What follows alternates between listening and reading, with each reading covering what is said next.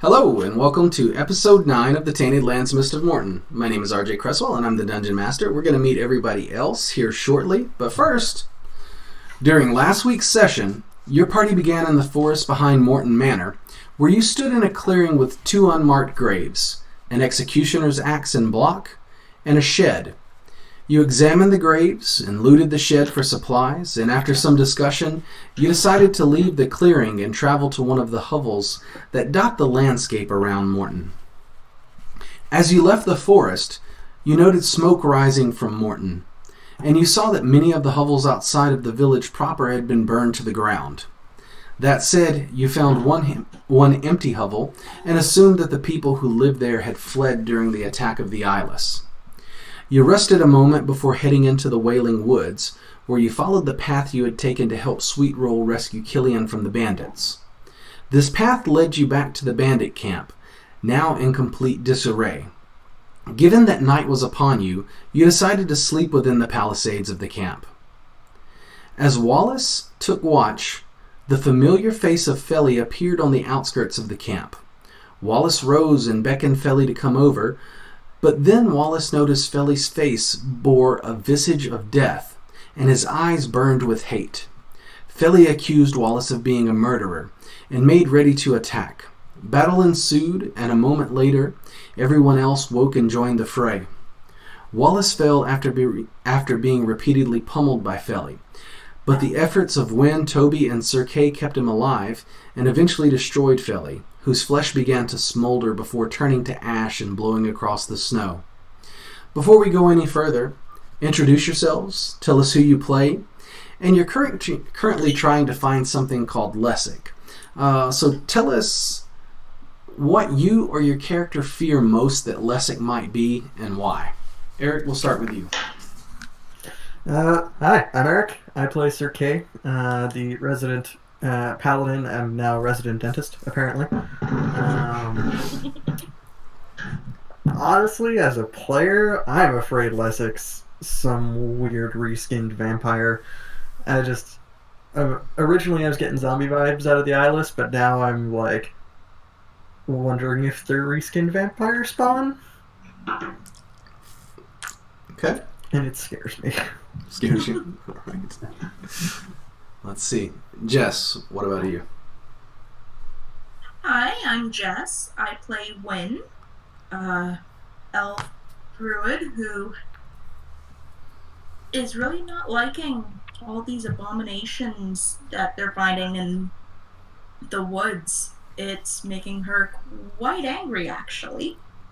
And I think what would probably scare Wynne the most would be something like a cross between a lich and Frankenstein's monster. Okay. All right. Lewis, what about you? My name is Lewis. I play as Wallace MacDonald, who is a Hill Dwarf cleric of the Treachery Domain. I am scared that this is going to be like some mental demon thing. I don't know, maybe like a devil or a demon that's like got all this spawn that he's controlling. All right. Kristen. Hello, I'm Kristen. I'll be playing Toby, a rock gnome warlock. I think he's terrified of this creature because he saw what it did to this huge man, and if it can like kind of destroy him from the inside and take over his shell of a body, then what chance does Toby have to dodge this creature? So he's pretty scared of it, pretty terrified. Okay. And Shondell.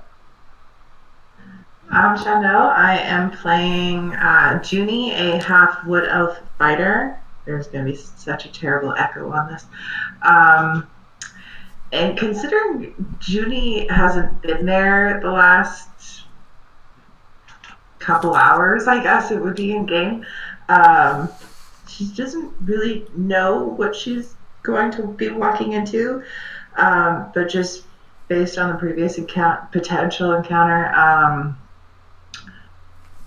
she's got a lot swirling in her head, but Junie actually has like a very a deep-seated phobia of cats.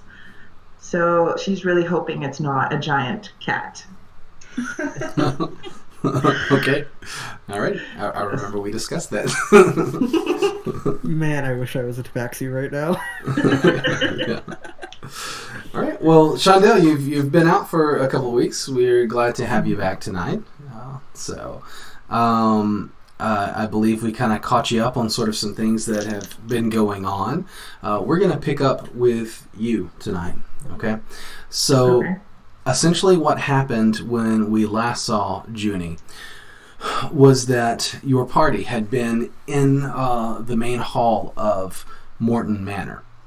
And within that hall, you had been accused by Signy the midwife of bringing this plague upon Mournton because you had brought this stone that was cursed, and you'd seen her, and she broke the stone by dispelling magic upon it. And anyway, you had been accused, and there was kind of some back and forth between Signy and Lady Emily Mournton and your group. And ultimately what happened is the dame chose to believe you all, but kind of insisted that one of you stay behind because she sort of feared what her wife, Lady Deirdre Mournton, would do if she had returned and found that, you had potentially had like these, kind of hostile people that you just kind of let go, so she kind of wanted to keep one of you as sort of an insurance policy, and that just happened to be Junie. You all drew straws, and Junie just happened to draw the shortest straw. Okay, so that's kind of where we left your character. Now, where we're picking up with Junie tonight is she awakens within a cell, and her head is very foggy. You can't quite recall how you got here. But you look around, and it's cold within the cell. You can see your breath kind of floating in the air above you. And you glance around, and you happen to notice a figure slumped over in the corner. Kind of like lying on the floor against the wall, kind of away from you. Can I make anything out about this figure? Like how big it is or how small it is? Anything like that? Yeah, it's a familiar height and size. It's, kind of about your stature. If you had to guess from behind you, you assume it's probably a more kind of feminine form, probably. Okay. How far away is this figure? So your cell is about 15 by 15. And, wow. Yeah, so it's not too far away from you. You're kind of on one side, it's on the other. You awoke on the ground, kind of like slumped against the wall. Now, it is dark in here, but you are a half-elf, is that correct? Yes. Okay, and I believe you have low light vision. Is that also correct? Yeah, I have 60 feet of dark vision. 60 feet of dark vision? Okay. Yeah. So you can see clearly in here, otherwise you know it would be dark. Yeah, okay. Okay, so first of all, Junie is going to try very hard to contain herself and not go into a hysterical fit at the fact that her group just abandoned her and may have put her in some serious harm's way. So she's going to kind of get in the fetal position and take a couple deep breaths. Okay. Ward off the hysteria. And is there anything that I could like a rock or something that I could kind of toss over to try to get this person's attention? I'm sure that you can find debris scattered around the floor of the cell. As you're kind of looking around, I'm sure you glance up towards the ceiling as well, and you'll notice that there are cracks within the ceiling, and it appears like debris from the ceiling, this compromised compromised integrity of the ceiling has just caused like debris to just kind of like crumble around the cell. So it's nothing like real substantial or anything like that, but you could certainly find something to, toss over at it. Okay. All right. So I'm gonna do that. If nothing else, just to make some noise and hopefully stir whoever this is. Okay. So I'm just gonna kind of toss a rock in their direction. All right. So you search around the floor of the cell, pick up a little bit of debris, and just kind of toss it over there. And I'll assume you picked up, kind of like a few chunks of debris and just slung it, and all of it just kind of like hits against the back of this figure that doesn't stir at all whatsoever, and the debris just kind of like falls upon the ground. Awesome. Okay. So I'm gonna try calling to it in like a whisper yell, All right. if that makes sense. I'm gonna ask them if they're awake or if they can move at all to show me that they're conscious. Okay. You do that. You call out to them. Are you awake? You get no reply. Great. Am I shackled or anything like that? Like, can I move freely or no? You can move freely, yes. Okay. You're not shackled. Okay, so I'm gonna get up and creep over and peer over to see if I can see them breathing at all. Okay. Are they breathing? As you approach them from behind, you look for signs of life, and you don't notice any. Oh, great. Okay, I'm gonna lean down and poke them. Okay. All right. You bend at the side of the person on the ground, and you poke from the back, and it just sort of rocks forward a little bit. And on the last poke, it kind of rocks back onto its back. I'm assuming as you were poking, you're probably, getting a little more panicked, if I know Junie, as you've played her. So yeah, she's really trying to contain herself and keep herself calm, but yeah, she's getting a little more freaked out. Okay. All right. So as she gets freaked out, she kind of pushes a little bit more, and the figure rocks forward and then kind of rolls back lifelessly back towards you onto its back, and its face stares up at you. And as its face stares up at you, you see your own face looking at you with these dead milk white eyes, and you look into the face and around the throat, and you see where there are kind of ligature marks, kind of handprints on the neck. Looks like you on the ground, looks like you dead on the ground, and strangled. Junie is going to scream. She's going to scramble backwards and probably trip and get as far away as possible. Okay. All right. She does that. Scatters up and back, trips, falls against the wall. Yes. All right. And starts pretty much hyperventilating. Okay. I'm sure that happens. Yes. All right. Now, just real quick before we go any further, I saw that Wiley Hobbit has joined us in our chat tonight, so I just wanted to give a shout out and say thanks for coming in and hanging out with us. We thoroughly appreciate it. Yeah. Now, back to Junie. Kind of against the wall, hyperventilating, freaking out. Nothing's going on with the body at all whatsoever. It's lying there, dead.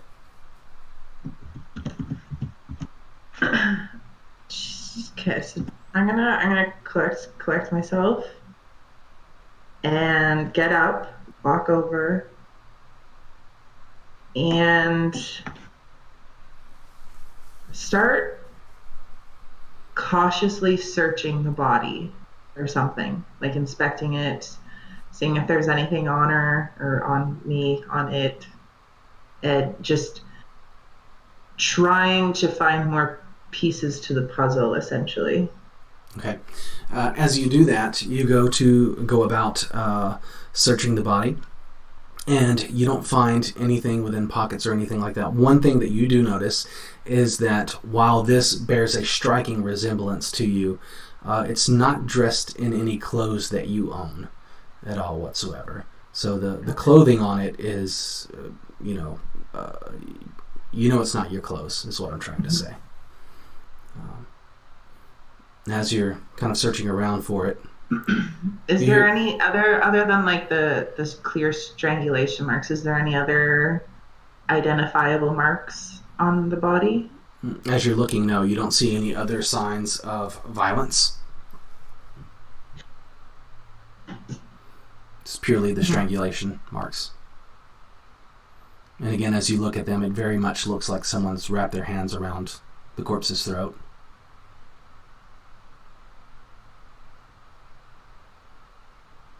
This is very peculiar. Very peculiar.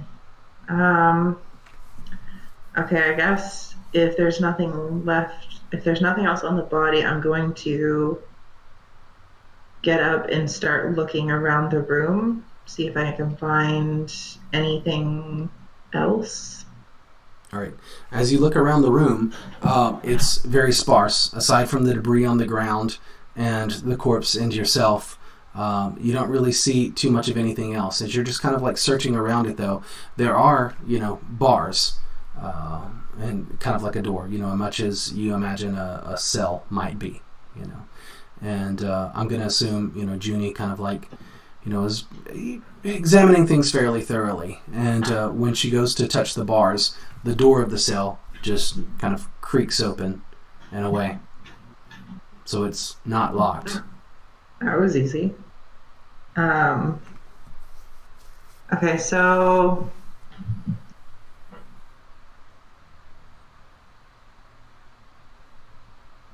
I'm going to exit slowly, closing the door behind me. And what do I enter into, like a hallway? You enter into another room, and directly across from you in this room, and by the way, the floors are stone, the walls are stone. This is definitely man-made or person-made. But directly across from you is another cell. To the left of you is a cell, and then to the right of you is a wooden door that is kind of like banded with iron, and it is open. The wooden door is open? The wooden door is open. What about the door to the other cell? You check one of them. It's very much locked.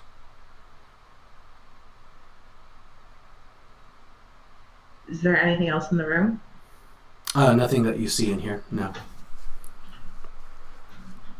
I guess I will go through the wooden door then, again, cautiously closing it behind me. Okay. And as you do that, you exit this room with these cells, and to your right, there's kind of like an opened archway, about 10 foot wide, 10 foot high or so. It's got an arch at the top of it, okay? It goes into a hall down to the right. Immediately to your left, after exiting the door, you see on the wall a phrase scrawled in chalk, and it reads, "The old man lies." Give me an intelligence save. Okay. And while you do that, I also noticed that Tisani Darkheart67 has joined us, so thank you very much. We appreciate it. And that is... All my papers are everywhere. It's okay. Intelligence? Intelligence. That is a 7. 7. Okay. As you're looking at it, your mind begins to go askew, and you find yourself, just before you even recognize it, kind of like taking your hand And where it says old man, you've noticed that it's been marked out before. And you see yourself just kind of like smearing old man away from there. And as you do that, you notice that there's kind of like a piece of chalk just kind of like wedged within the stonework right there. And you take it out, and you're not even thinking about it, and you begin to write woman in place of old man. So now it reads, the woman lies. Okay, then. And as you do that, you feel a draft kind of coming away from you. So there's this archway to the right, and then straight ahead you've got this kind of hallway that just kind of goes up and curves to the left. And in that direction, you see kind of like this blue pulsating glow. And I need you to make another intelligence save. That's not creepy at all. I said we should have went into that room, man. What was that, Lewis? I didn't hear you. Said we should have went in that room, man. We would have found the triangle, Junie. Yeah. Alright, that's a 4. A 4. Okay. All right. As you're seeing this pulsing coming from the darkness up into your left, you kind of hear, like, not hear with your ears, but as I've described it kind of before, you've got this voice kind of like right behind your eyes, and it just kind of like cuts through all of this other kind of like static and noise, and it just kind of beckons you with a, this way, come this way. I hate those things so much. And you feel compelled to do that. As long as it's not a child's voice, because that would just make it so much creepier.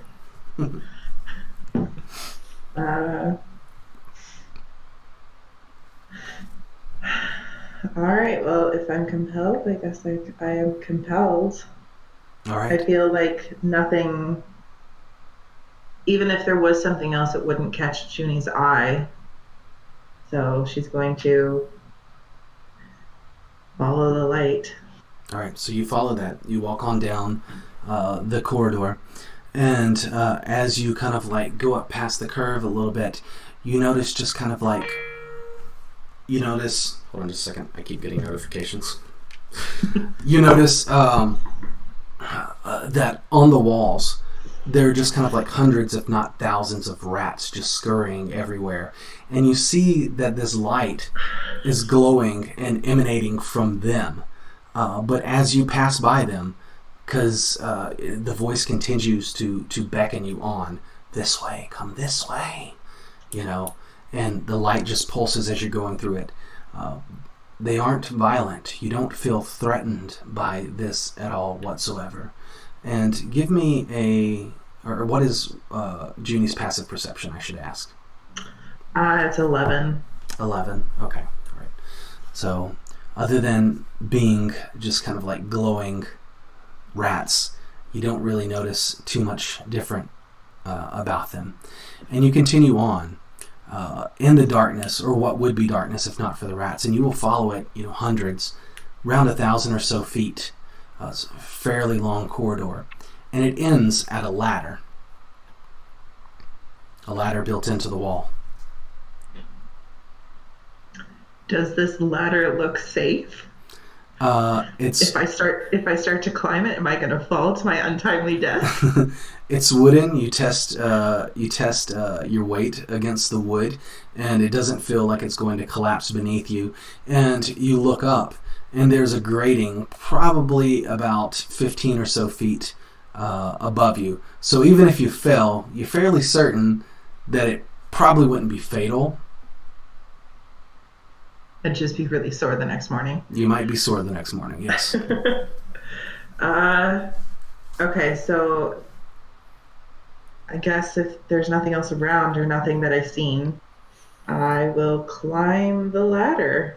Okay, you do that. You climb up about 15 feet. The wood is creaking beneath you, beneath the weight of your body, but again, doesn't threaten to collapse or anything like that.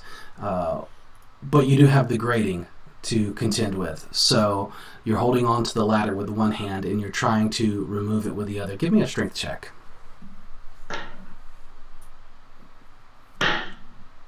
17. 17. All right. You have no problem just taking one arm and just kind of like, lifting it up and shoving it over to the side. Okay. And All right. with that, if you want to, you feel that you'd easily be able to climb up and out. Yeah, let's do it. You do that. GTFO. You do that, and you exit into the night air. Now, again, it's winter. It's cold. There is not really any snow on the ground here. You look around you, and you can tell that you're within kind of like the clearing of a forest. You look around and you see that you're surrounded by trees. But within this clearing, you notice what appear to be 2 recently dug graves. On the ground, you also see an executioner's block. You see a shed, and the door is open to the shed. It's like a wooden shed, fairly small. Maybe another 5x5 structure or something like that.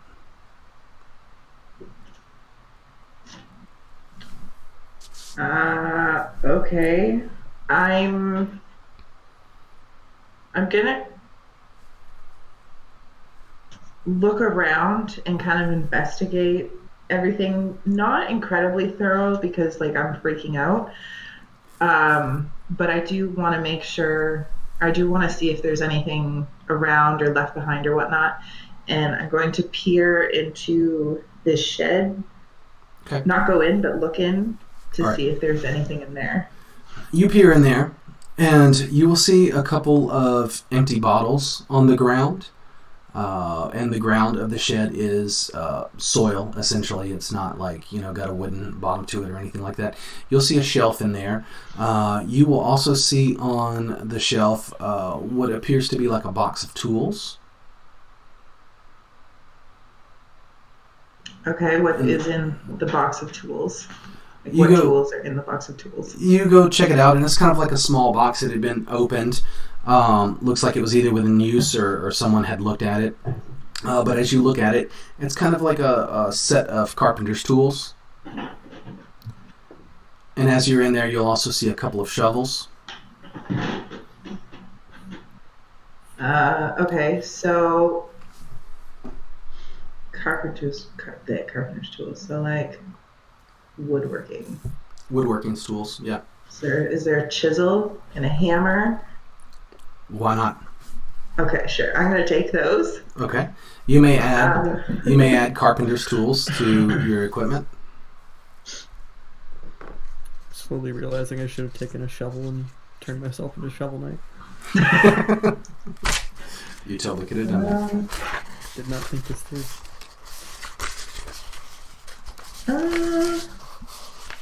Yeah, I think I'll take a shovel too. A shovel as well. Okay. You may certainly take one. So you can add shovel. And then it was just the empty bottles. Empty bottles. There are 3 empty bottles on the ground.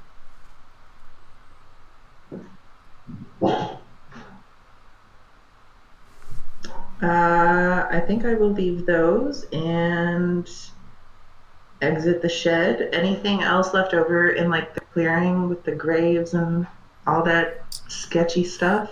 No, you don't really see anything else other than, what you take to be kind of like some recently dug graves and the executioner's block.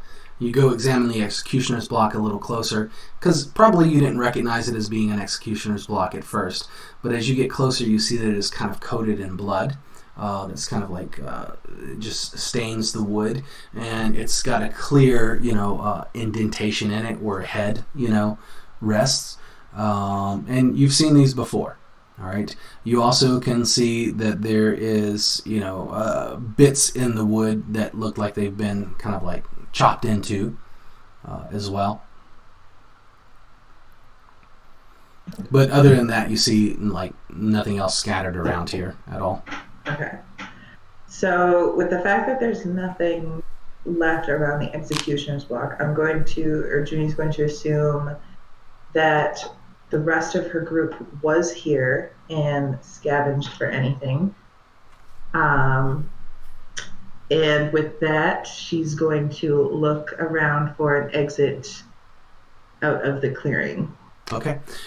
2 things. One, you very much know that your party, your friends, your compatriots, had been told that they could exit under Mournton Manor through this old underground prison that hadn't been used for quite a long time. Okay, given where you found yourself waking and where you found yourself exiting, it sounds a lot like where your party was supposed to go. So that's, you think that you're pretty correct about that. That being said, I want you to give me a survival roll, because you're trying to look around for any signs that your friends might have left. Damn it. I don't know what's happening. That is a dirty 20. Dirty 20? Okay. Yes. You look around, and while the ground is fairly hard and frozen, you kind of see you've traveled with these people before, and you know that most of them are not too good at keeping quiet, and you just see branches broken on the ground, clearly stepped on, snapped into. You see evidence of limbs of trees kind of like being snapped as people passed by it and things like that. So you are fairly certain that probably your good friend the Sir Knight has probably traipsed through this area fairly recently. All right. Well, Junie is going to follow that path and hope to stumble upon them soon, because she's trying very, very hard to keep her composure. All right. So I am going to expedite things just a little bit. You know that they were returning to the Wailing Woods. You very much know that that's what the plan was. You have also, I've described that to you before when you were with the party, trying to help Sweet Roll recover Killian. So yeah. I'm just going to kind of speed you through that real quick, because as long as you keep following it, that's the path that you're going to follow. Okay? Once you get out of the woods, you will very much see kind of like tracks across the snow. And you count a number, and it matches up with the party. You see smaller footprints that you intuit belong to Toby, and again, you've kind of traveled with these people before, and you know the traces that they leave behind. So you feel confident that you're following them. And what you'll do is you'll go across the farmland, and as I described to them, hovels are burned to the ground, etc. Much different from when you saw it the first time. It is night right now, by the way. I just want to make sure you know that. You'll eventually get to the Misty Highway. You'll follow that all the way to the edge of the forest. And as I've told you before, once you get to the Wailing Woods, while it is misty, it's much more once you get there. It's kind of like it's emanating from the forest. You follow that in there. You are very aware of traps that have been laid before, so you're cautious with that. And then about a quarter mile into the woods, you'll notice those two distinct trees that lead you on into the forest. You follow that trail onto the clearing with the tree that you had encountered before that had the red sap frozen to it, looked like blood pouring from the face, kind of. This was where you guys had encountered the death root that threatened to pull you down into the forest and consume you. You kind of skirt around that because there's no one here to help you now. You follow it a little further, and then you'll come to the fork that leads to the frozen river where you saw the fish kind of like frozen in midstream, and that's where you first initially met Feli. And then you know that there is the path to the right of that had the owlbear cave in it. Yes. Right. And then Junie remembers so very well. Right. And then off that path there is a smaller path. So kind of like a more secretive type path. So which direction would you like to go when you get to that area? You got the smaller one that leads to the frozen stream. You've got the larger path that leads to the owlbear's cave and the encampment. And then you've got the more secretive kind of path off of that will lead you to the encampment as well. I'm going to take the path that is going to get me to the encampment most, like, the quickest. Okay. All Because right. knowing that there's the chances of, like, having been through here, it would have been like a matter of days prior, I think. Yes. So knowing that any new threat probably hasn't settled yet, so it should be fairly safe, regardless. Hopefully. All right then. So how are you moving as you do this? Again, I've kind of expedited a lot of this for you. So keep in mind, at this point, you've been traveling literally for hours, and it was dark when you started. And you can tell, from, just kind of being out this late before, that, dawn is not too long from now. Mm-hmm. I think now I'm going to start moving a little bit quicker than I was, knowing that I'm getting closer, or should be getting closer, and pretty confident that there's no threat between where I am and the encampment. So I'm going to start to move a lot quicker and a bit, like a little less cautiously. Okay. All right. So I don't want you to give me a particular skill check. I just want you to roll 2d20s and tell me what the lowest number is on that. 2? The biggest number? Lowest number. Lowest? Oh god, it's a 2. It's a 2? Okay. Yes. No. All right. Oh shit. So you take the most direct path, which is the path that the Owlbear's cave was on. And you're running kind of as fast as you can, because the more you are out in the darkness alone, the more unnerved you get. You think almost in the distance you hear, the sounds of whoops and howls that you've heard before, that almost haunt you to this day. So you pick up your pace, you move faster. It's just Wallace getting beaten by Felly. Quite literally. And as you do that, on the path ahead of you, you look up and you're face to face with this hulking beast of a thing in front of you. You recognize it to be the owlbear. It's graying feathers. You can still see blood matted to the feathers and the fur. And it looks up and it sees you. How do you react to this?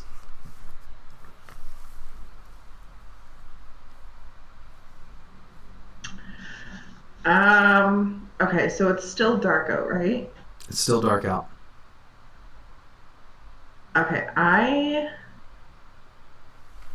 because I have Mask of the Wild on my side, so I can try to hide when I'm lightly obscured. So I figure between the darkness and the trees, I'm hoping I can successfully hide from it. Okay. All right. So was there a particular ability you were using for that? What did you say? It's Mask of the Wild because I'm a half elf. Mask of the Wild. It's just like a characteristic, I guess. Okay. It's not really an ability or anything. Okay. Yeah. All right. So yeah, I'm gonna try to hide. All right. So give me an attempt on that.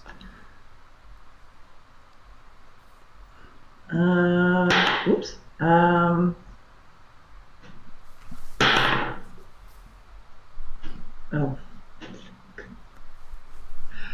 4. Okay. All right. So you see it. It sees you. You see it seeing you. You look around, trying to find somewhere to hide. And you dart off the side of the path. Just kind of like put your body behind a tree. And you sit there. And then you hear it approaching. Not quickly, but also not quietly. And you hear it as it gets closer. Just kind of making these noises where it's sort of sniffing and snorting at the air around you. And then you kind of feel like vibrations through the back of the tree as it paws against the tree that you're on the other side of. And it's so close to you that in this cold air, you can feel the heat, the warmth of its body near you. How does Junie react?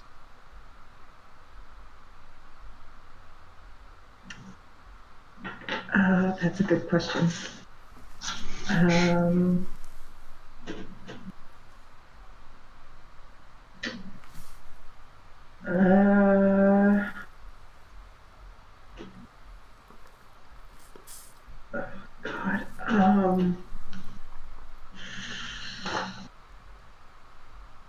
I don't think I can outrun it, so I don't think there's any point in trying. Is it still fairly injured from the last time? Like, is it... Again, you saw that there was blood matted to its fur. You do know that you healed it a bit, or that Wynn healed it a bit. Right, I forgot about But in terms of how injured, you didn't really stick around to watch it walking. You know, it was quite literally frozen, you know, in its tracks ahead of you. You know, just kind of like stopped there, looking up at you. And then you darted off into the woods. So you didn't wait around to get a good bearing on it.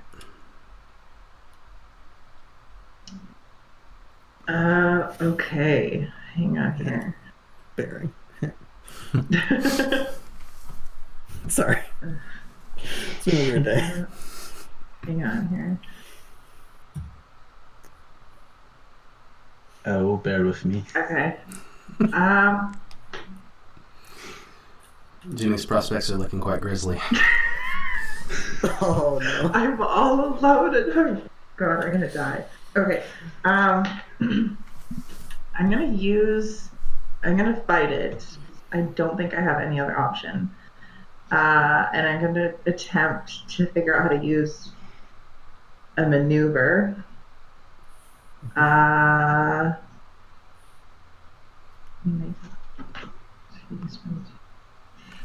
Okay, so I'm going to use precision attack, my precision attack maneuver. Okay. With my long sword. And I'm going to hopefully do this right. Okay, so I need a D. Need this. So, okay, so,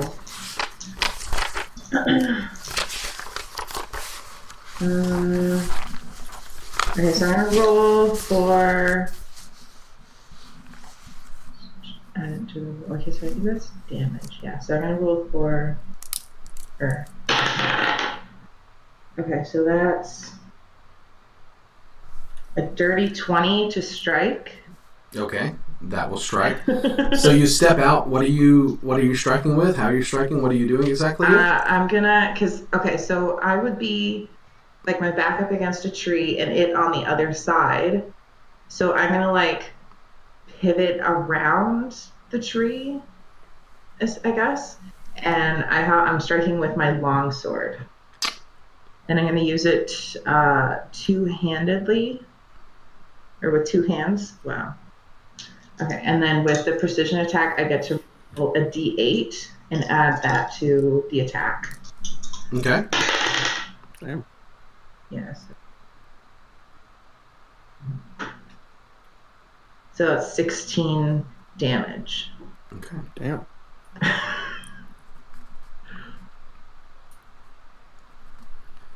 Okay. So you do that. Is that it for your attack? Or your turn? I'm gonna hope that I've hurt it or stunned it enough and run. Okay. So you do that. Run and try to hide again. When you slice into it, you know, it roars and kind of like does that thing where bears stand up on their two hind legs or whatever, and then it comes down on you with a claw, or attempts to, Oh, shit. Okay. as it's roaring. Okay, that was a natural 18, so I know it hits. Yes. Welcome back. Judy dies in the woods alone. Alright, from the first, you take 11 points of damage as its claw rakes, across neck and chest. And then it just kind of does that move where it like swats at you again with the same claw. Or rakes at you again with the same claw. It's probably going to be a miss. 9. Yeah. Alright. It's missed. Thank God. Alright. Now, again, roaring, growling, just raked and tore at your flesh. What now? Okay. When I ran, how far? I guess it would just be my speed, eh? Yeah, so if you attacked it and ran, you would have ran about 30 feet, okay? Yeah. You can tell this thing is faster than you, you ran your 30 feet on what was your turn, and then you heard it roar, stood up, and then, immediately, because I forgot you ran, immediately would have charged forward and then swiped at you. So it definitely gained on you, You can tell it's moving much quicker than your form can.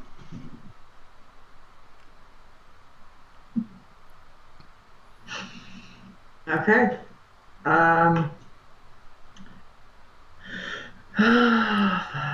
Okay, I'm gonna try to slash it with my sword again. Go ahead. That is a nat 20. That will hit. And oh, damn it. It's a 6. 6 damage. 6 damage? Okay. Yeah. I was hoping it'd be more.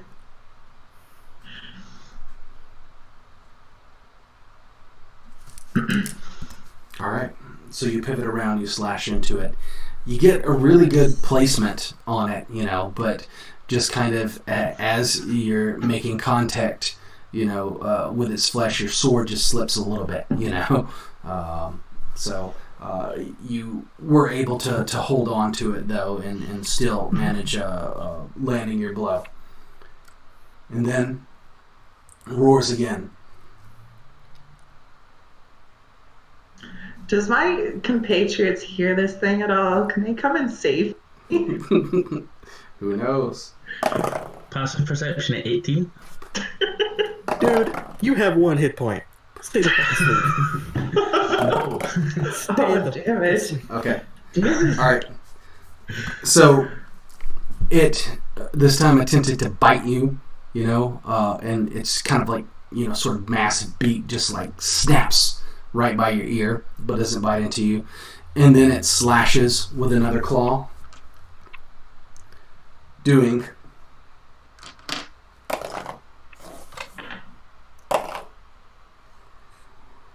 9 points of damage. Oh, God. Then it slashes at you again, Oh, but God. misses. Okay. Good. I'm almost down. This is not good. You can dash as an action to take an extra 30 feet to get away. Yeah. Also have Play action dead. surge. Or play dead. And I have a feeling that's not going to work right now. I don't know if you heard Lewis or not, but just as a reminder, because I know this is still a little newer for you, you do have your action surge as well. Yeah, I know. Which- Judy goes full Olympic sprinter.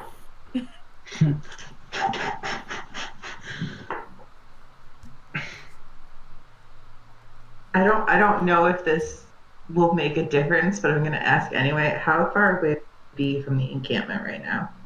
From the encampment, I mean, you would imagine probably a mile or so, something like that. Damn.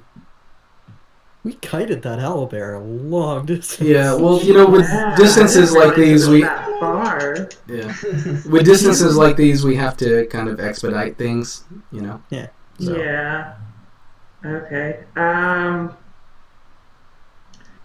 Okay. Yeah. So I'm gonna use my action and my action surge to run as fast and as far as I can, Okay. and again attempt to hide. Okay.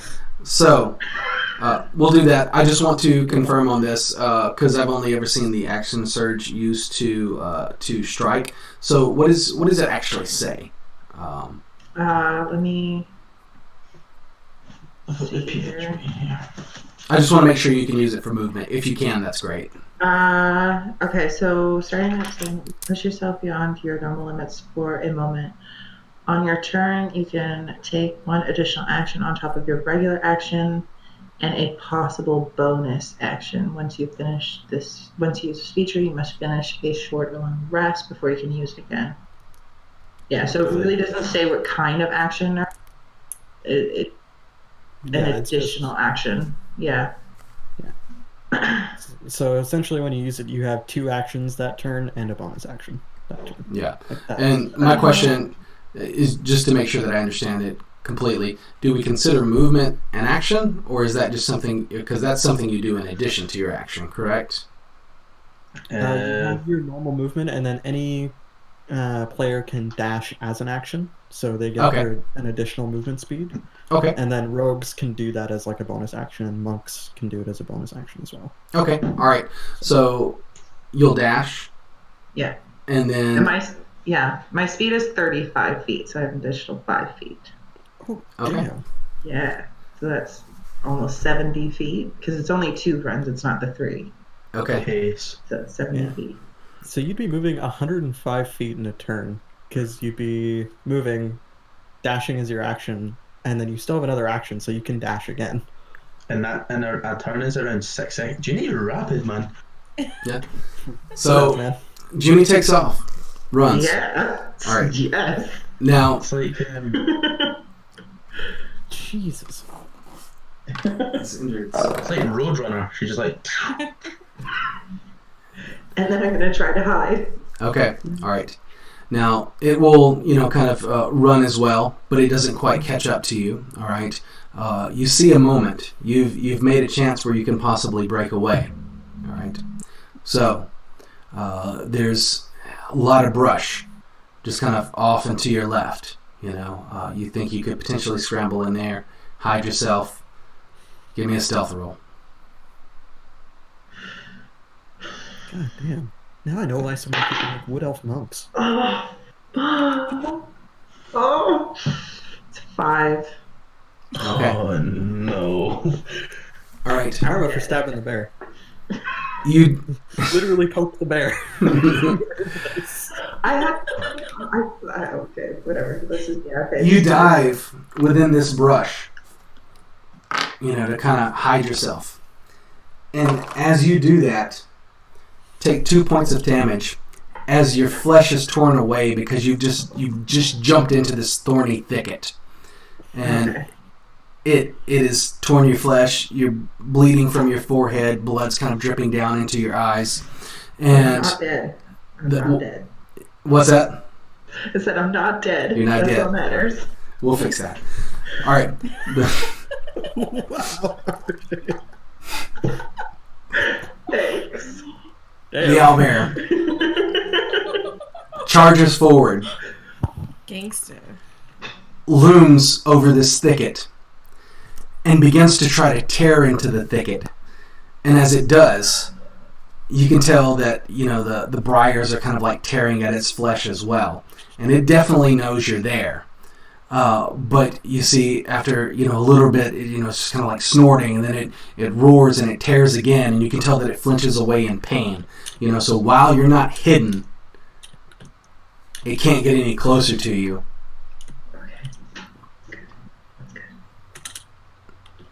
And it will stay there, kind of loom over you for a bit, paw at the ground.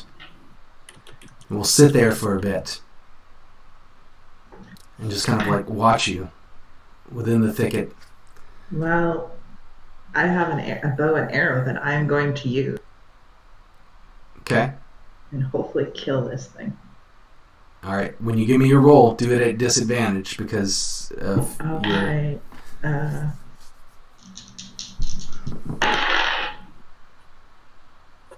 Oh, it's a nat 1.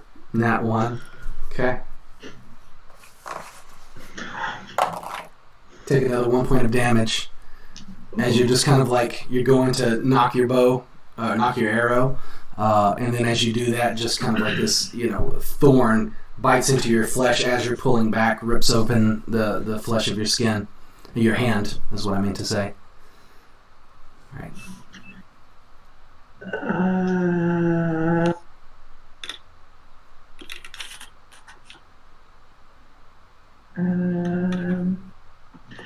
I have 1 inspiration, so if I were to use it now, how would it play out? Well, you can kind of get advantage on a roll. So in this particular instance, if you wanted to try to make another attack roll, then instead of being at a disadvantage, you would just give me a straight roll because you would also be at advantage because of your inspiration.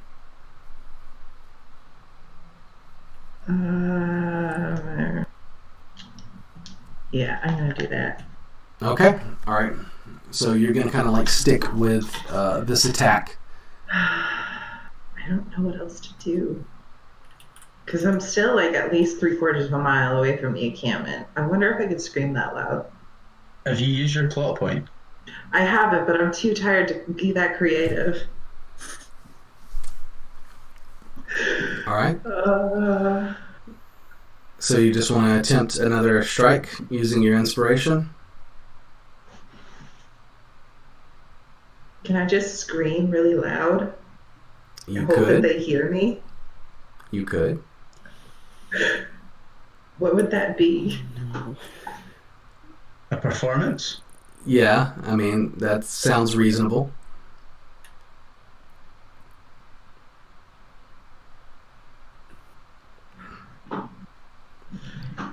I honestly don't know. And if you wanted to do a performance to try to attract their attention, scream loud enough, project your voice loud enough, I'd say you won't be at disadvantage on that because you're within the thicket and you're relatively, still as you're, screaming. You can probably avoid being, injured by the thicket. So if you use your inspiration, you could get advantage on that. I also have my second wind that I could use.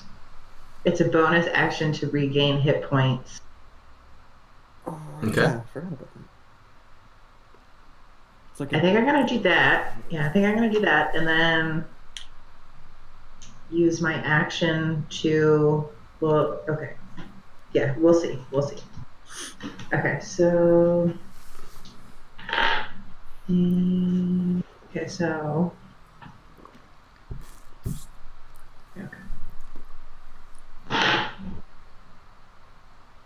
Okay, so that's 8. Where's my pencil? So that's 8 hit points. Okay.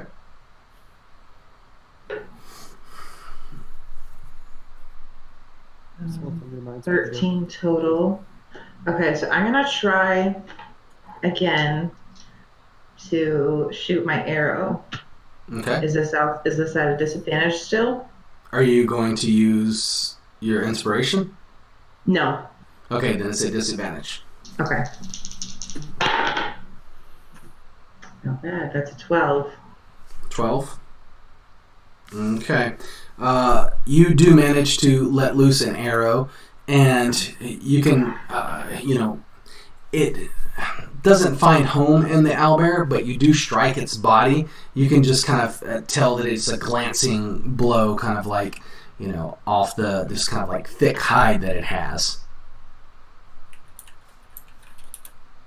Damn it. Oh, God. Oh, God. I don't know. I don't want to run because then nothing's going to... Oh, God. shortly after, and this has been a while, Yeah. The amount of time that we've taken deciding what you were going to do, it's been a lot longer IRL of the, I know. of the I'm game sorry. world. It's tough. But the owlbear's just kind of been waiting there, looking at you, and you just kind of like do this, arrow shot at it, and it just kind of glances, off of its hide, and then kind of like shortly after that, it just kind of gets up and lumbers away. It seems that it's grown kind of bored of whatever is going on here. Oh god. It not being able to get to you, you not coming out. But it's still close by.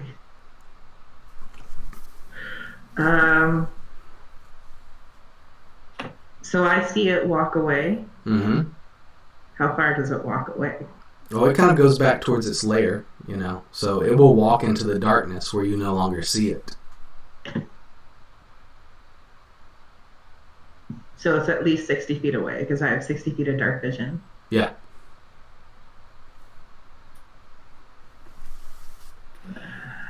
Congratulations, you survived by annoying the hell out of the owlbear. Right. Okay. All right. So I'm gonna.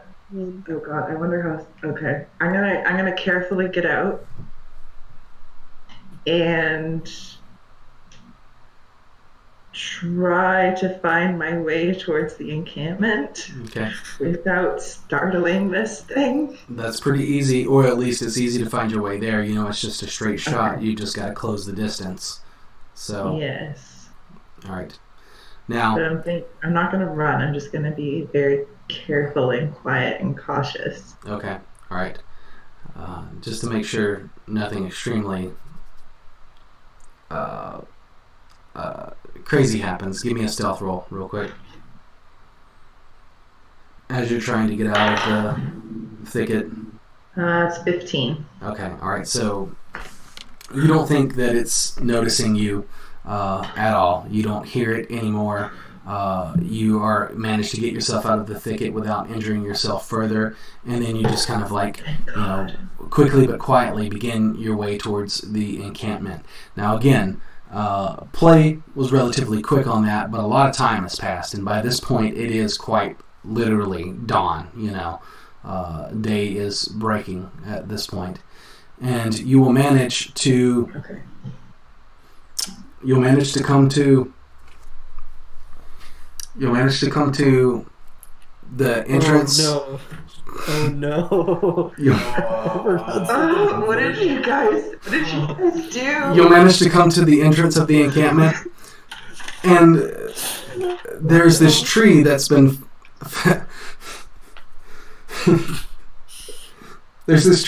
felled and placed in front of the entrance of the encampment. And it seems relatively easy to climb over. I mean, you're fairly, athletic and agile, so wouldn't be much of an issue. I'm going to inspect this tree first. Okay. Make sure that there's nothing wrong with it. Okay. Give me... Knowing my compatriots, I know they would...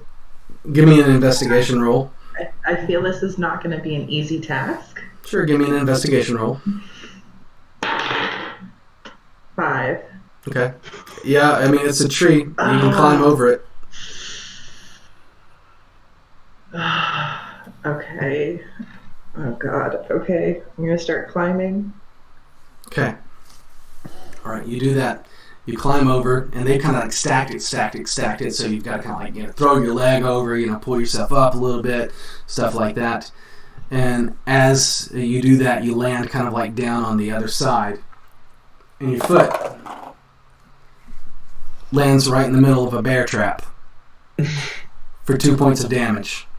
It clamps upon your leg. I mean... I am going to scream so loud and wake everybody up. Okay. And I am very, very angry right now. Who was taking last watch at the camp? By the way, sorry you all had to sit for so long on that. But now we're back together. Yes, I I'm know sorry. Wallace was first. I was following Wallace. Uh-huh. I don't know what the order for William Toby was. Yeah, I don't remember. Okay. All right. You guys both, or you two both just roll a d20 real quick. Highest is on last watch. 3. 17. 17. All right. Win. You're taking watch. Oh, let me get to some notes that I have here. You're taking watch. And you know that dawn is not long from now. You think that you hear things off in the woods. Perhaps the sounds of the eyeless. You know that they live in these woods. But it's so distant that you can't quite make it out. It doesn't appear to be an imminent threat. And you let your mind drift to thinking about your parents. Tell me about them a little bit. They are both wizards, and they kept pushing Wynn towards the arcane arts. But she was always more interested in plants. So she's wanting to do something of her own to make them proud. Some sort of herbal discovery. All right. So you always had this kind of relationship with your parents where they were encouraging you to kind of like follow in their footsteps and study the arcane. But it wasn't for you. You felt you had inclinations otherwise. You were drawn more to nature, things like that. And as you find yourself thinking about them, you kind of doze off a bit. And you find yourself in a scene with your parents. Describe that scene for us. Where are you with your parents right now? In their study at home. Tables covered in papers, books on shelves.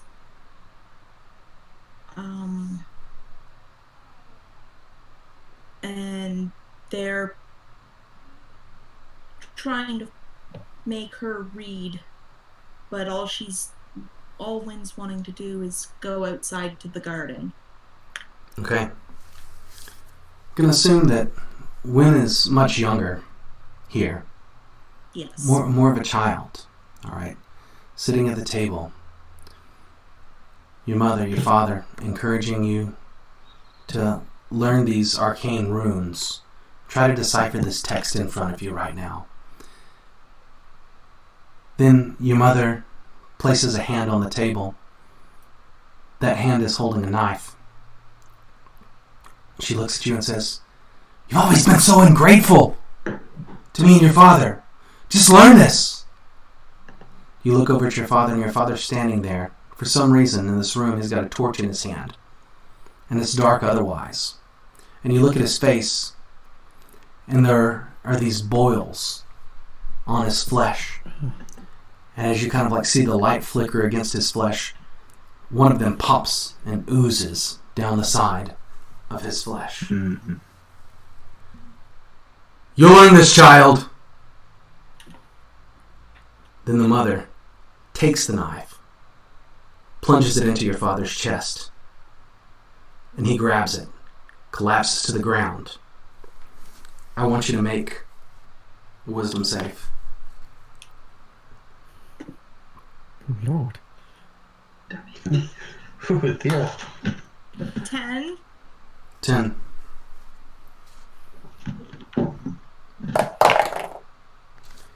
Take 6 points of psychic damage. Figured it out, guys. The woods are the Twilight Zone.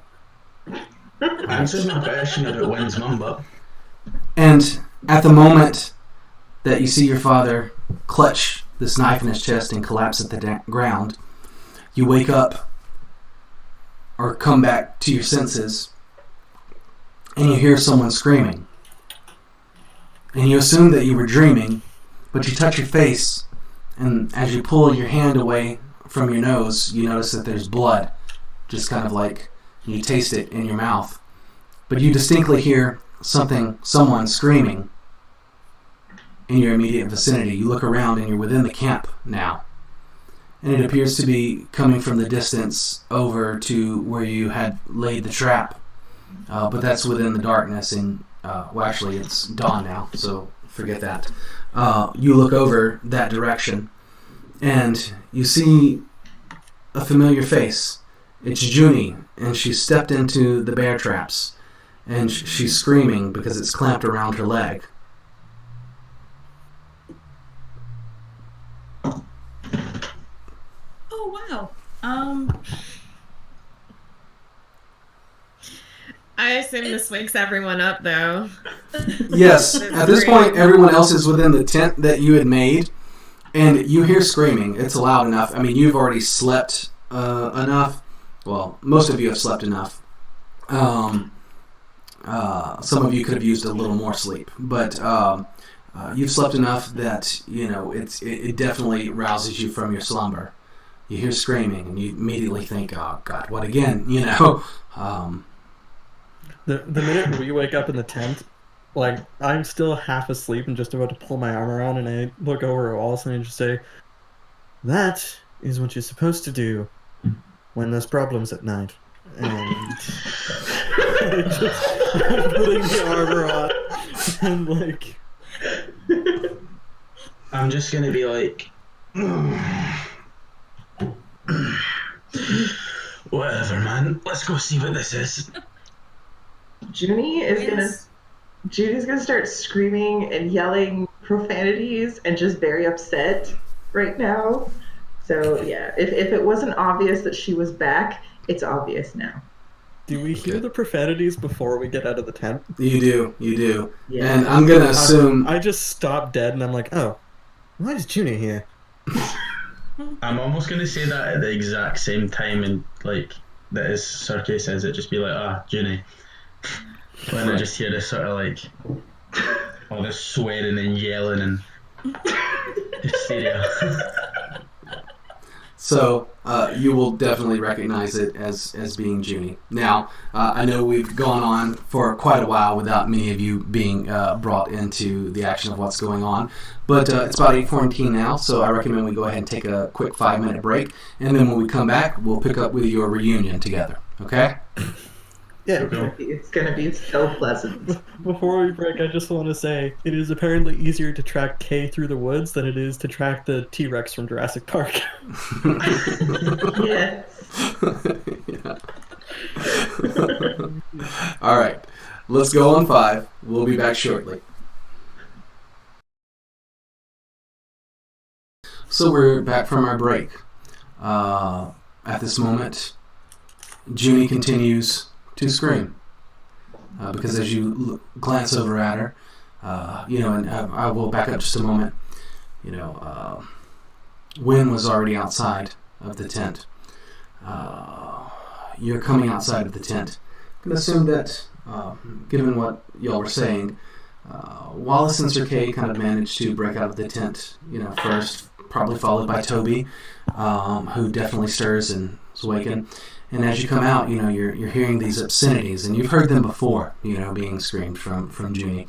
And you're like, oh, Junie's here. What? How did she get here? And then as you kind of like go out and you look, all 4 of you kind of like are glancing over in the direction where the screams and the obscenities are coming from, and you see that Junie is there, and just her leg has been bitten by this bear trap, and she's just kind of like prying at it, but her hands are slipping, due to the blood that's on the trap and things like that, and she's continuing to scream. Now, Oh my god, let's help her. all right. No, the bear traps worked. Yes, Toby immediately. Very, very effective. Yes. Get over here!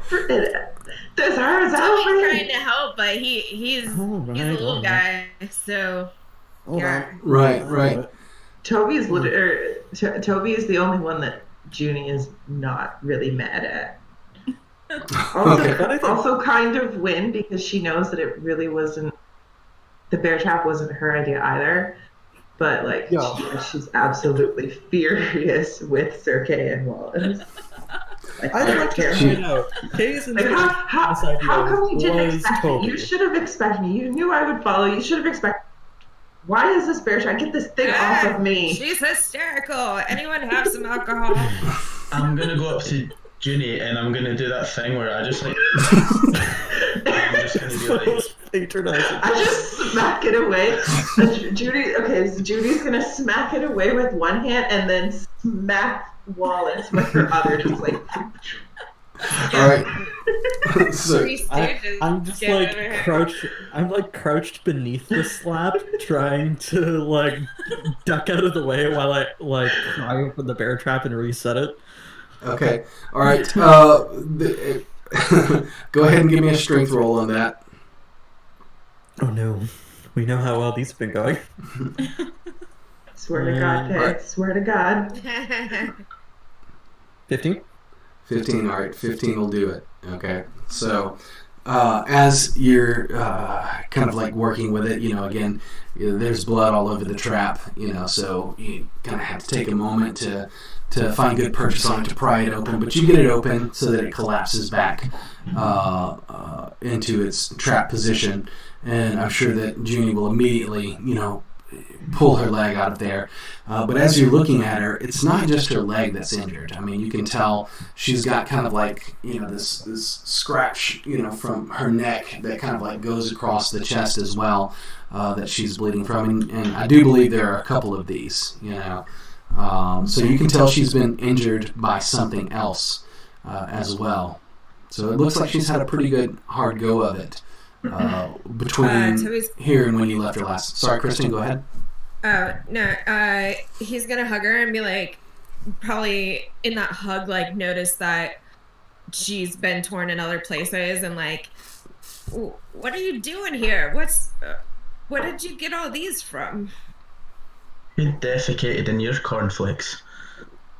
I don't know what that means. As Toby's asking Junie this, Wynn's gonna heal her now that she's free of the bear trap. Oh, thank God. Just to be aware, where were you? Did you say you had 13 hit points left at that point? Was that correct? What? Earlier, Junie's hit points, what were they? Oh, they're 18 right now. 18, okay. Yeah. All right. Okay, and then Jess, what did she heal for? She is healing for a huge 5. Okay. Better than nothing. I'll take it. All right. So as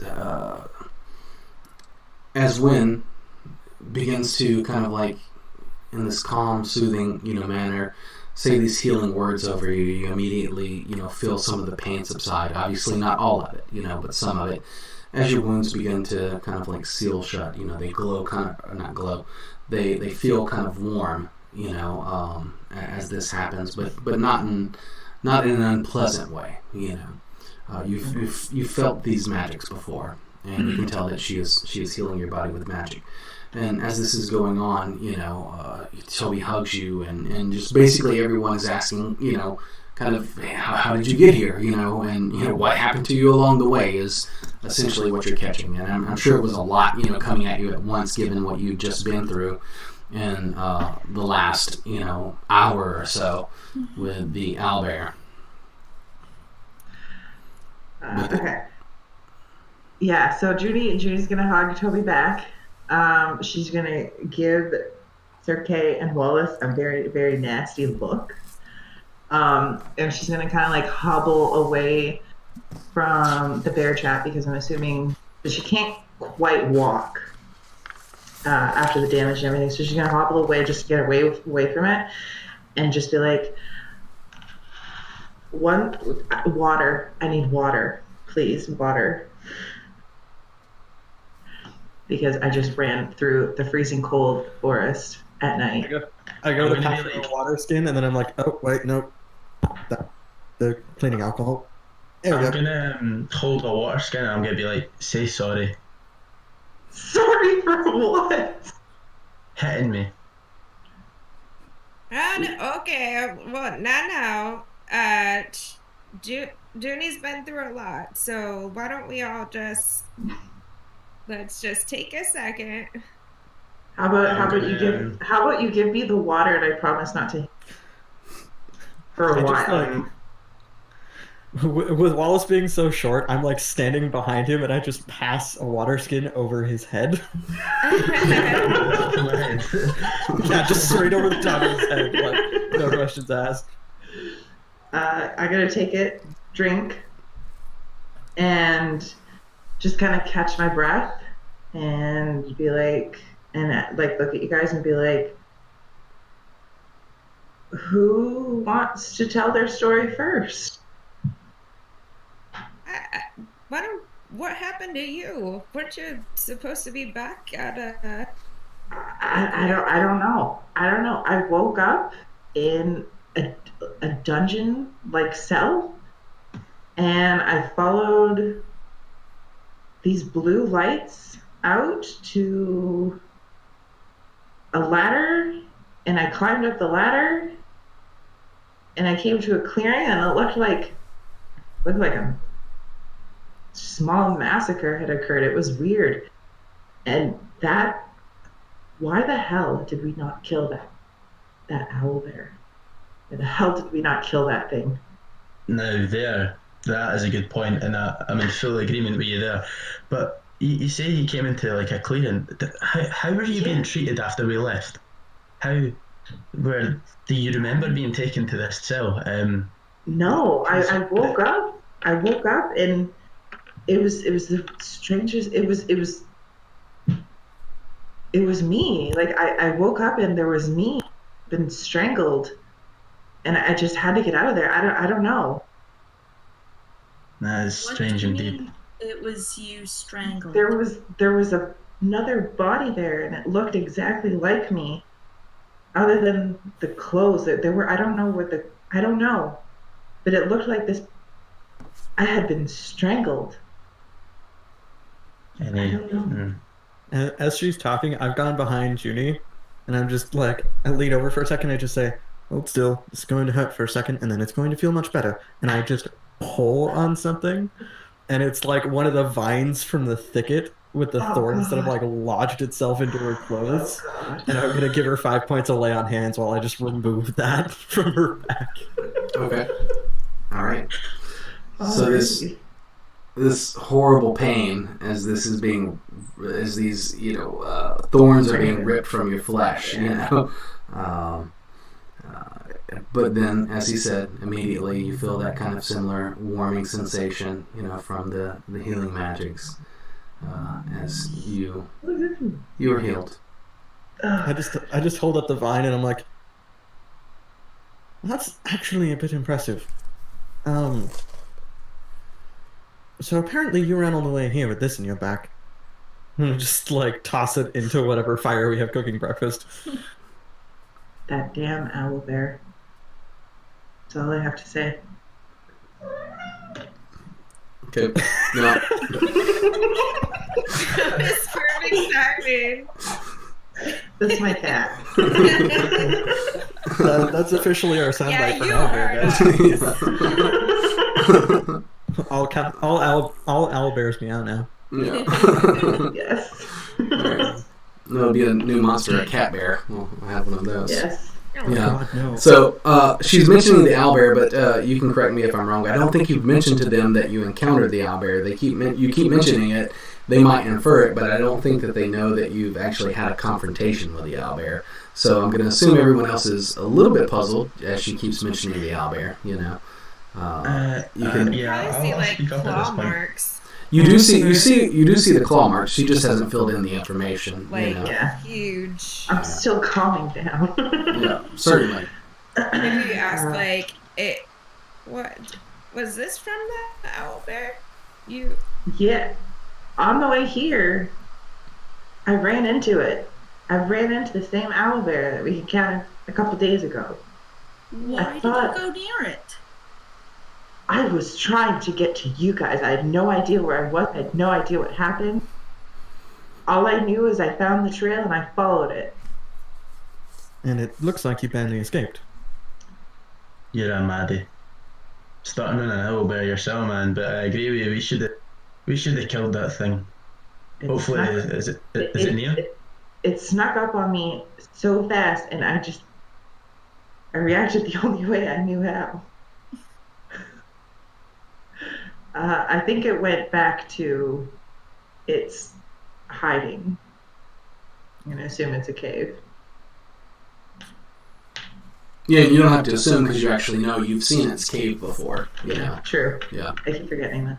But yeah, it went back, and if either we avoid it or we kill it, there's no in between. We avoid it.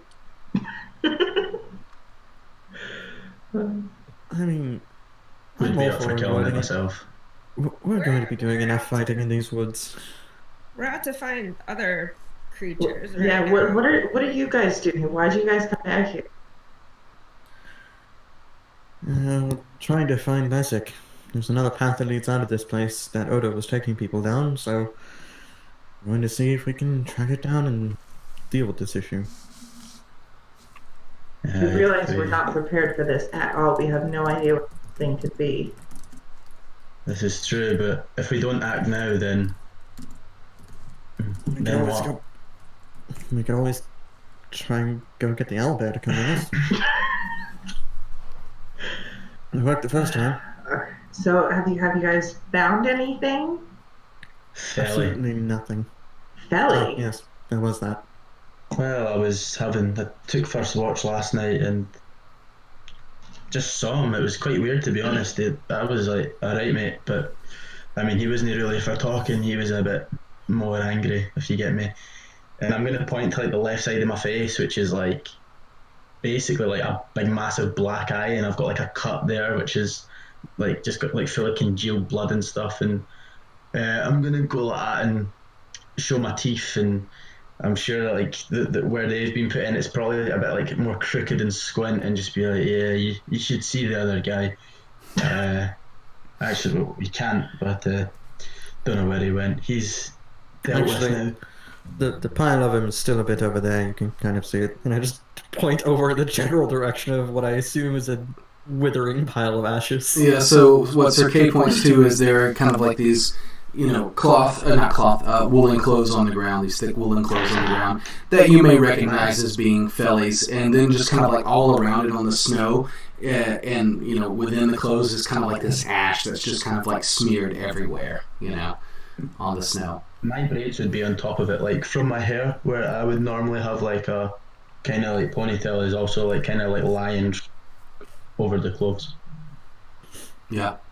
Junie's just gonna look confused and kind of disgusted and kind of concerned and just really confused, and be like, okay. It was a night. For all of us. Yes. Wynn turned into a wolf, though. That was pretty cool. That was pretty sick. Yeah. And as everybody turns to look at Wynn, this thing that you had never really seen before, you've never seen her transform into an animal or anything like that. As you look at her, you kind of notice now for the first time, and she's just kind of been quiet and to herself, that there's just kind of like all this blood, like from her nose, that's just smeared down her face, like past her lips, across her chin, probably a little bit on her cheek as well. I'm gonna like go up and kind of investigate it and kind of like across her like mouth and be like, I back up. Oh, Wallace, why? Yeah, why? Why did and you? I'm gonna be like, what happened? I don't know, I kind of dozed off and had this crazy dream about my parents, and I thought it was just a dream, but Junie was here screaming when I woke up, and Tell me about this dream. What happened in it? What did you see? Well, it was like when I was younger, they were trying to get me to study, but then my mom had a knife and she stabbed my dad. Well, Yeah. yeah, I mean, I've dealt with some of this before. People used to come to the temple having nightmares and whatnot, and there was a remedy we would make for them. Never heard of any dreams about people's mothers stabbing their dads, but pretty mental. I could make some for you if you like. And what is this remedy exactly? It's just a herbal thing. It's a paste. Eat it before you go to sleep, and it should stop any disturbing dreams from happening. Okay. Was it a dream or was it a repressed memory? Well, considering my father's still alive, I'm gonna say it's a dream. Okay. Well, we don't know much about you. I don't know. After everything that's just happened, Well, just don't know. it does bring up something a bit odd, though. You've both had very disturbing dreams this past evening.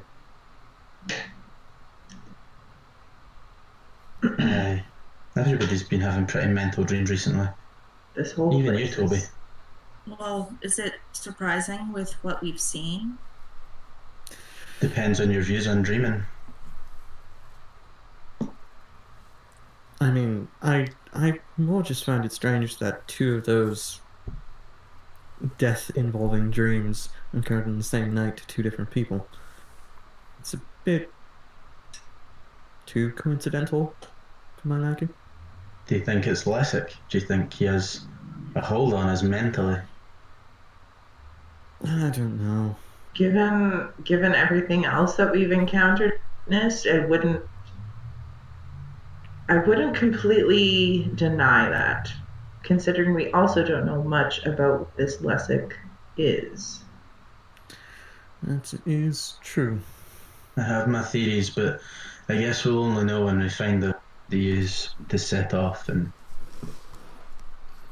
deal with this. Alright, so Kristen. Hmm? So tell me, given the nature of Toby and kind of how he feels about death and kind of how he was a little bit more reluctant to join in, initially with this, kind of jaunt into the forest to look for this, bard, for this goblin, you've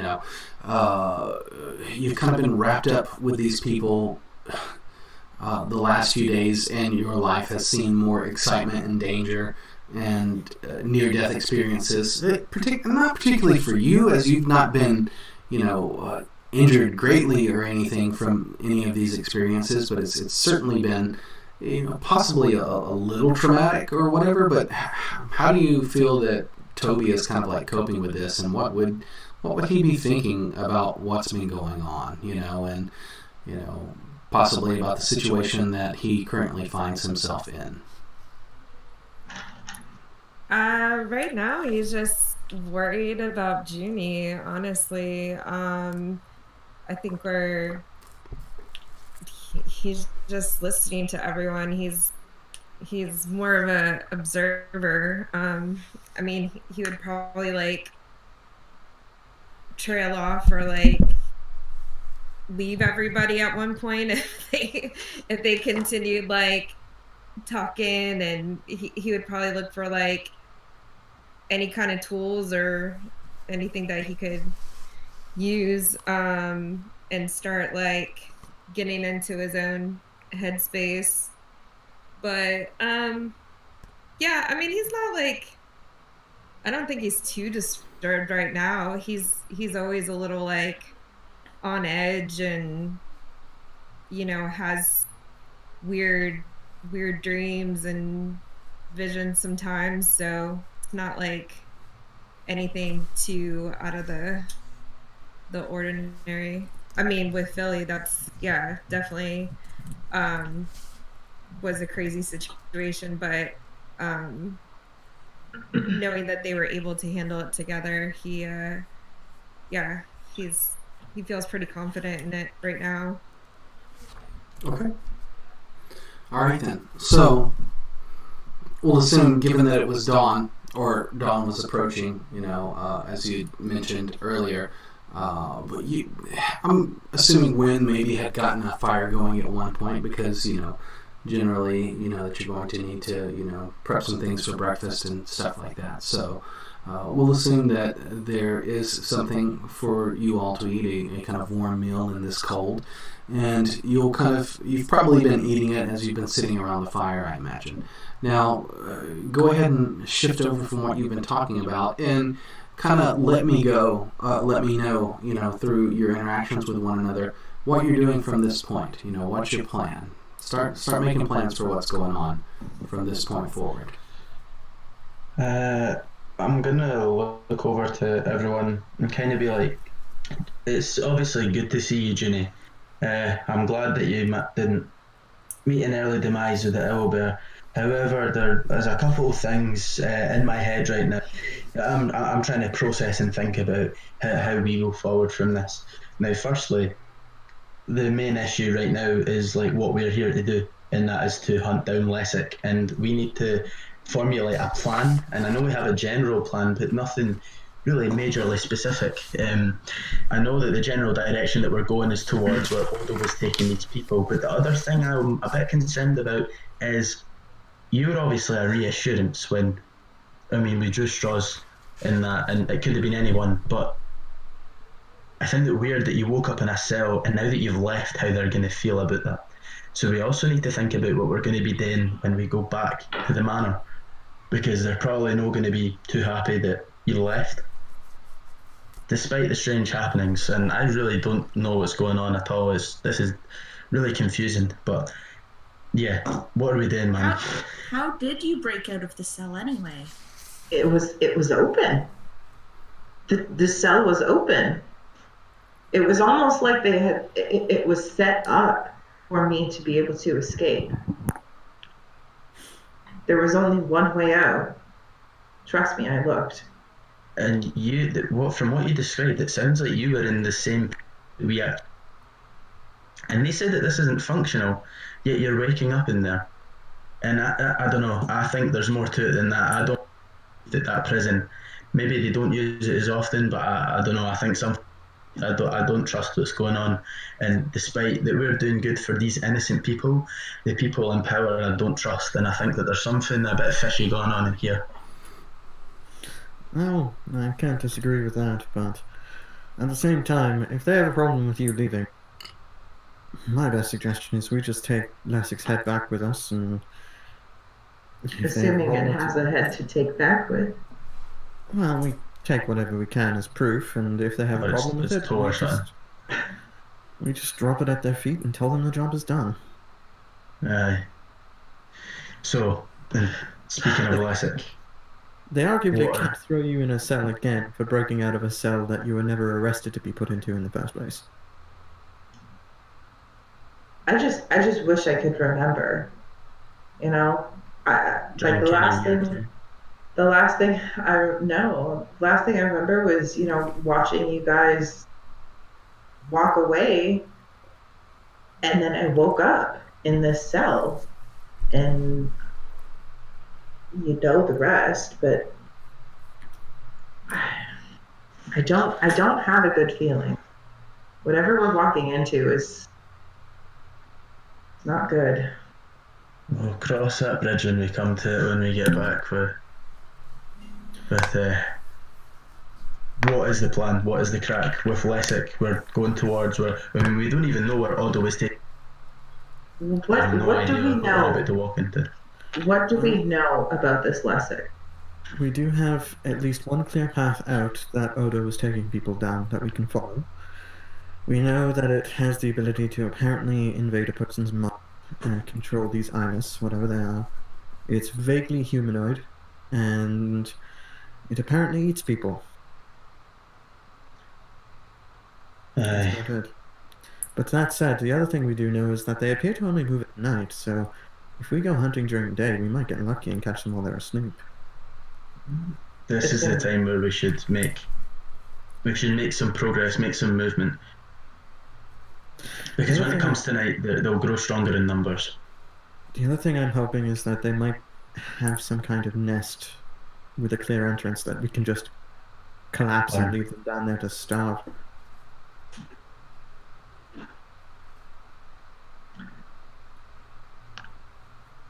This is a situation where we're not guaranteed to walk out of this. And we've been in situations before where we've had our minds taken over and we've all done things that we've no wanted to do. And I just need to know for all of yous now that yous aren't going to run and leave and that yous are in this. Because we need to. It's like my father always used to ask me, what's the bigger number, 5 or 1? If you've got one group with one purpose and one desire, that will overcome the 5. And we need to find that, and we need to centre ourselves right now.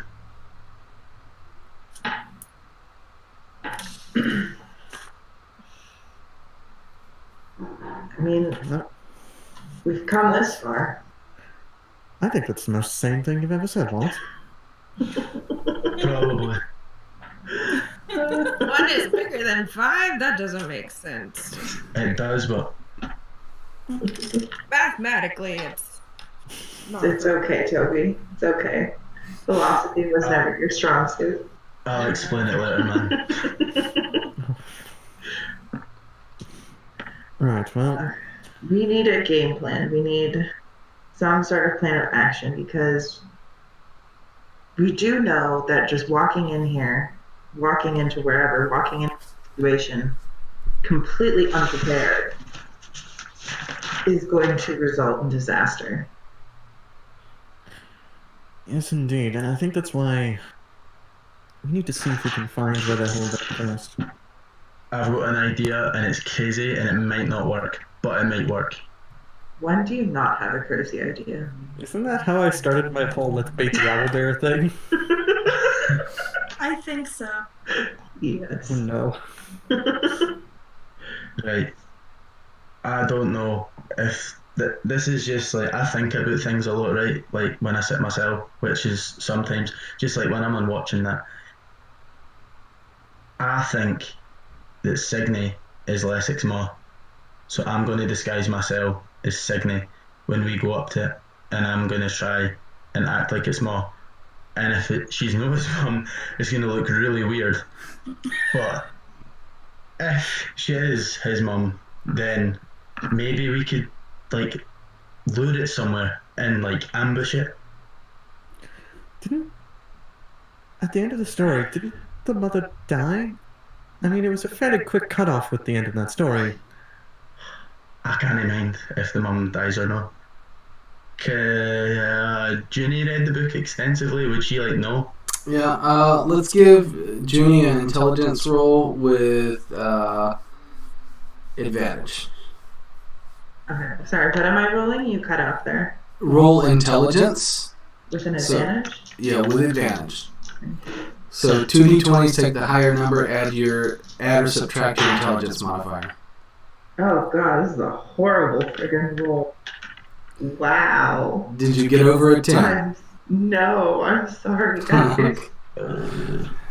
You're kind of lost on the end of the story, you know. You remember that there was definitely a mother within the story, and now that they're kind of like talking about it, their interpretation of it is kind of like blurring your own, you know. It probably has something to do with the fact of, you know, what happened as you were reading it, you know, as the book kind of like damaged you so, you know. It kind of left it's kind of altered your memory about it, you know. It's kind of hard to remember, you know, what was going on with it. Yeah, and as Junie's trying to recall it, she's gonna look like really concerned at the fact that she can't. Mm-hmm. So, yeah, that's not good. This isn't good. I don't remember. You've been through a lot, so It's just understandable. be a bit easier on yourself. It's tough to recall one story in the middle. Maybe, hopefully, it'll come back to me. This is just going off in my feelings, you know what I mean? This isn't necessarily something that's true. This is just, I just tried to make sense of everything and don't know what it is. Maybe it's a dwarf thing. I just really don't like Signe, man. There's something about her, do you know what I mean? It's, regardless, I think we should try and ambush this thing. because it's got strength in numbers, and like if we try and get in a fight with Lessick when it's got this horde essentially of eyeless zombie things, we're not going to stand a chance. I hear that. If we can do some scouting and just Yeah. find out where it is, we can have a major advantage because then we can plan more thoroughly. I agree. I don't think we should go in right away guns blazing because we don't know what we're walking into. I think we need to scout. We just hit, the sun just came up, so we literally have all day. We need to work quickly, but we have a full day of sunlight to do this. So let's make the best use of it. I have got divine magic that can make me very hard to see, and I would put myself forward to doing that if anyone else wants to come with, i.e. passive foot trace. If you're within range of me, it also works with you. It's 30. I don't know what the feet is for the spell. I have to look it up. Yeah, it's 30 feet, and it's a plus 10, which means it's a plus 9 for me. It would. All right. So you're kind of like making this plan to go out scouting again, Wallace. You're telling everyone you have this kind of like pass without trace kind of thing. You describe it however you would. So what is it that you want to do from here, though? You've kind of like sat around discussing for quite a while. I'm assuming you've had a bit more conversation than we've actually played through here. You've eaten, So what do you want to do now?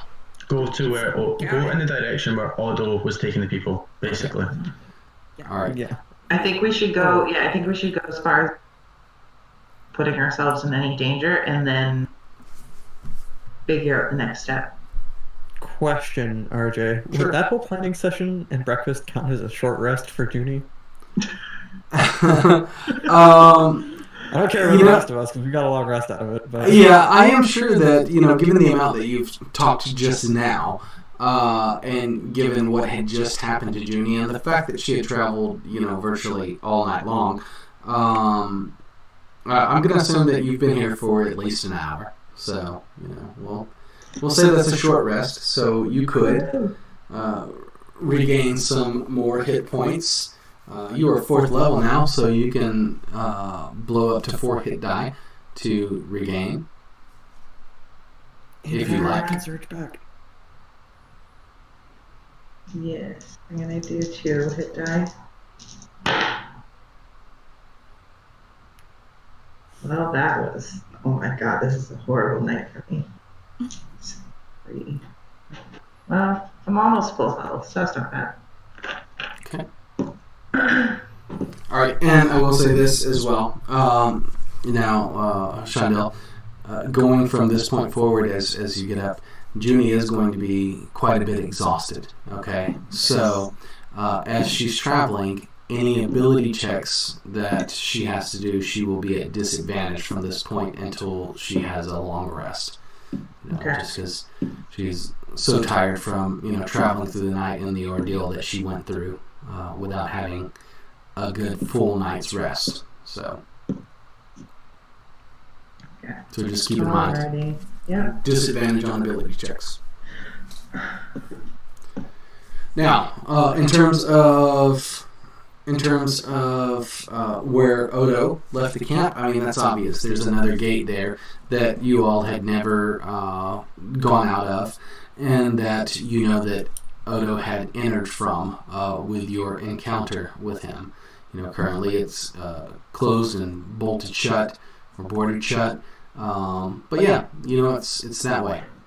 So you gather your things and forge on. Yep. Okay. Anybody have anything they want to do before then? I'm gonna stay within 30 feet of Wallace, but I'm gonna stay in the back of the group so that I'm hopefully the least likely to tromp around like a dinosaur. How long does passive foot trace last for? You'll have to look it up because I don't know.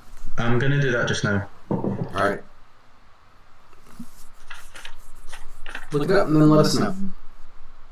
Up to an hour. Up to an hour? But I need ashes from a burned leaf of a mistletoe and a sprig of spruce. Would I be able to find that in the forest? You'll certainly be able to find that. Cool. You know, I mean, let's not even roll for it. You'll find it. You've got a druid with you. You know, if you can identify it, which you probably can, but if you can't, she can definitely do that. So you'll collect what you need. You know, turn it to ash. You know. That's what I'll do. Is everyone else is gathering their things, I'll kind of just ask when, and then I'll go into it. Yeah. All right. So you definitely managed to do that. All right. And you said it lasts for up to an hour. Yeah, it's a concentration spell and it lasts for up to an hour, so I don't know when I'm going to cast it. Okay. Um, All right.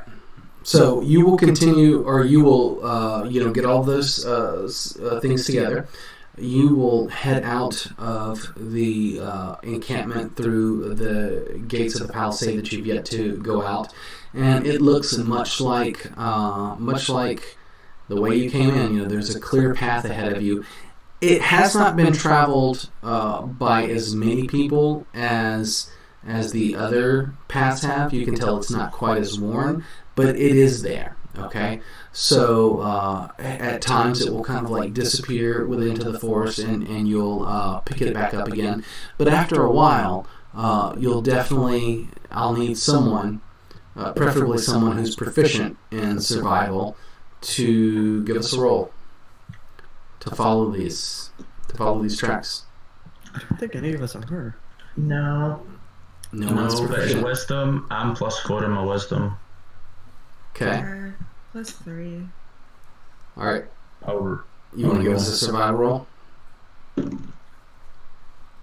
10. 10. Okay. All right. You will follow it.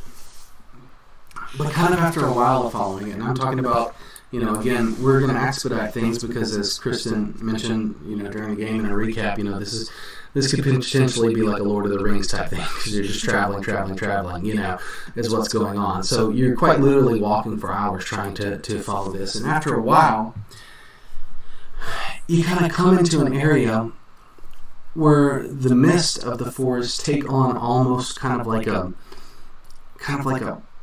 purple and greenish hue here and there, and the trail almost completely disappears for you as you enter into this area. And as you get into this area, you find yourself a little bit confused, and what I need each of you to do is make a wisdom saving throw for me.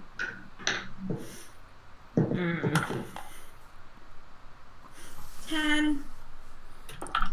Who just said 10? I did. Okay. 25. Oh. 18. Kristen, did you say 18? 18. Yes. Okay. Junior got a 6, and 6. I got a 13. Okay, so It's 13, not my 6, night. and 10. Give me just a moment. I don't know what's wrong with you. I don't know, man. I really don't know. Aw. Over. Cat cam. We need a cat cam. Oh yeah, she's vicious. Aw. Absolutely. Feisty.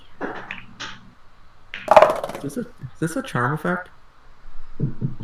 It's not a charm effect. Alright.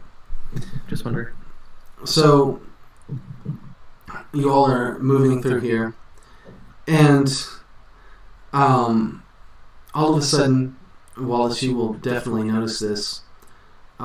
Sir Kay just kind of like stops in his tracks, and he begins kind of like just looking around. You guys have ever seen that, kind of meme clip of John Travolta from Pulp Fiction where he's just walking in this, room, just kind of looking around. Sir Kay's kind of like pulling one of those right now where he's just like looking around.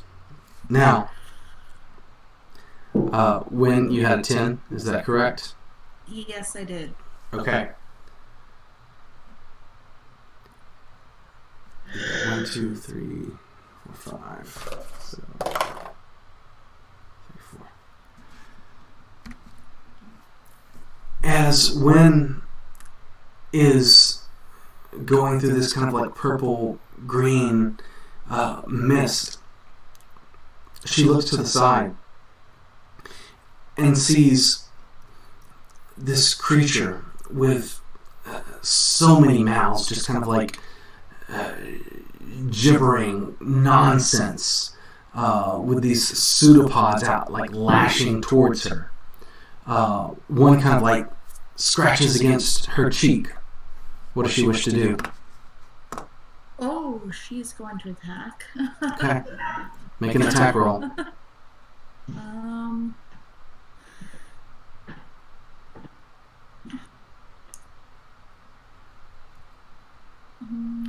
feel like I've spent like half this episode with my head in my hands.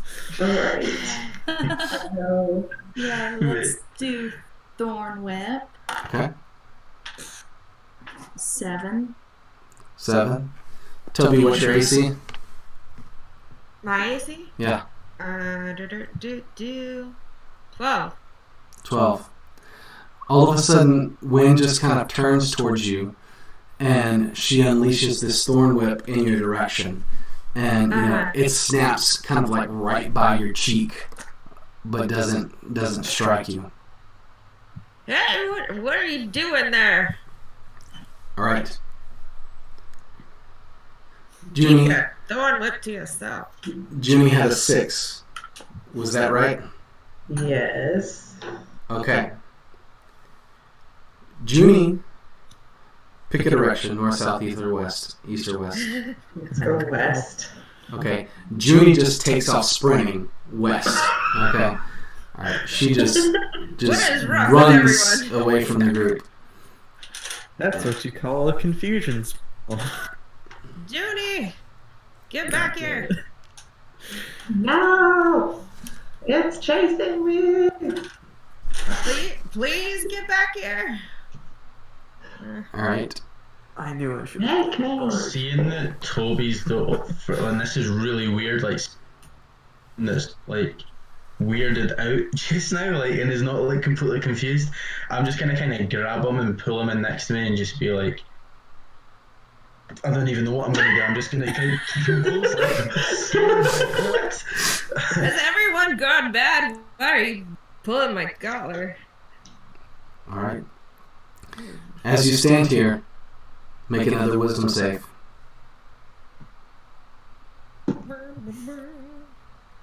Me too, even though... Yeah, every single person. Okay. 15. 17. 12. 18. Thank God I'm proficient in wisdom. Kristen, what was yours? 17. 17. Okay, all right. Junie. He's just running around in circles. Okay, Junie. Behind you, the eyeless are just kind of like closing in upon you. You can hear their whoops, their howls. You turn and you see their forms within the mist. You pivot, drawing your bow and your arrow. Make a strike roll. I have to move you out of there. We just walked right into this, like, we were like, yeah man, we're gonna sneak in here and like ambush them and that, and now we're all just In our like, defense, I didn't really see it until it was too late. That's 11. Okay, 11. Toby, this one's at you again, so what was your AC? Was it a 13? 12. 12. Okay, alright. Junie unleashes an arrow. You're chasing after it. Well, no, Wallace had grabbed you. Is that what happened? Yeah. Okay, alright. By the haunch. Regardless, you know this arrow from the direction that Junie ran. It just comes out. It comes very close to you, but doesn't quite strike. Alright. Oh, that's so funny. It's like probably on the other side, like the thorn whip went on this side, and then the arrow on the other side. It's like, what, Wallace? What is going on here? Are you gonna start attacking me? don't worry, man. I think everyone's just a little bit confused. I'm gonna cast mirror image. Okay. You do that. And then Wallace, I think you still have the highest passive perception. I'm sure you do. Yeah. 18. You will notice in the distance, the fog, is still kind of like purplish, greenish, things like that. but you will notice kind of like a glowing light in the distance. Oh, good, okay. I'm gonna kind of shake Toby in the shoulder and be like, Ken, how have you been seeing all these mental lights and that? And I'm just gonna point to it. Yeah, he looks over there, and then he's gonna like look over there, look at you, look at the other you, look at the other you, and be like, not know who to address that he's looking over there. All of them just put their hand up and be like, it's me. Okay, because I don't think he's seen that before, so he's like, kind of like shakes his head and thinking that, yeah, maybe he's starting to see things now, but looks over and yeah, in that direction. All right. Is it like, so this light, is it like on a hill? Is it like kind of on the same level as me in front of me? Can I see anything? Or is it just like a light in the kind of fog? It almost looks as though like a lantern kind of being carried by someone in the distance. I'm going to start walking, and I'm going to kind of like, when your mum's raging at you and you're at the shops and that, just grab Toby and just like walk forward. And these other like duplicates, because they're like, obviously they're not all holding Toby, some of them are just like that, as if they're holding nothing and like walking forward as well at the same time. Okay. All right. Oh, here we go. All right. So Toby grabs you and stay close. starts pulling you I through. don't have a choice. Now everybody else, Me. one more time. Everyone has a choice. I've seen it. One more time. Wisdom saves all around. No. No. But Just become a personal support gnome. Yeah. 16. 5. 15. 3. So 5, 3. What was yours, Eric? 15. 15. Okay. So let's see. Junie. I need to get rid of all of these dice and find new ones because they're all garbage. Big old jail. Jail time. All right. Yes. So, the eyeless had been kind of on your tail, and much like you were with the owlbear earlier, you just kind of like freeze and dart behind a tree and just kind of stay there, hoping that they don't find you. It's something that you've done before. Now, when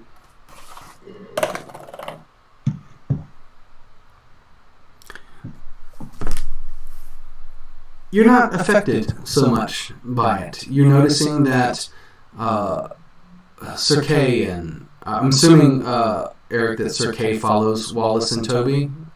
Oh yeah, like, if he pointed out the light and stuff and I'm not affected, I'm right after them. You notice them heading towards a light in the distance. All right, and you are able to do that as well if you like. Do I still see this many-mouthed thing? No, you Or is don't. that okay. Yeah. That was strange. It was there and then it was gone and then Toby was there. I will follow, but be looking all around Okay. cautiously. All right. Junie, give me another roll. Wisdom.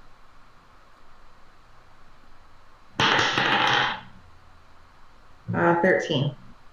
13. Judy's just having the worst day. Oh, Alright. man. Talk about a But- bad day, man. Like, Same thing though. You've got your wits and composure about you now. You kind of realize that the eyeless aren't really there. It was almost as if you were like staring at their silhouettes in the mist, and they just kind of disappeared. And for a moment you thought, are they hiding, or did they go somewhere else? But then you realize they're just not there. But you look around, and neither are your compatriots. Okay, so Junie's gonna look like she's gonna look around very nervously and then kind of like shake her head like she has no idea what the hell's going on. Yeah, and then look for the rest of the crew and pretty much run after them, like catch up as fast as she can. Right. Because she's had enough. She'll be able to do that. You see them quite a distance on the trail ahead of you, and it appears as though they're following some kind of light in the distance. You know, it looks as almost someone's carrying a lantern in the distance, you know, moving away from you as you move toward it. And you will catch up to everyone else. Judy's gonna say some more profanities when she realizes. Okay. All right. Well, you all hear Junie, you know, quickly approaching from the rear, you know, swearing as she does. Tourette's or something. Like she's just done. Like, she's just so done. Yeah. And you can tell as you turn to see her approach that she does have her wits about her now, you know. And, you know, eventually you leave this kind of like green, you know, and purple kind of like haze, you know, that you were in.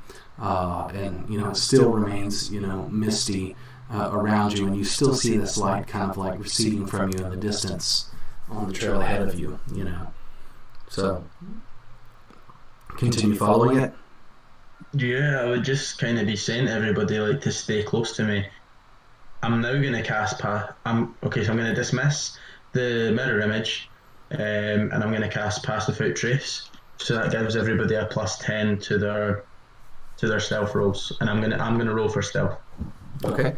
Everybody go ahead and roll for stealth roll. Put mage armor. Okay. Toby does that. And everybody give me stealth rolls. 23. 23. 18. 16. 19. So that was 23, 18, 16, 19. Eric? With disadvantage, that's a 17.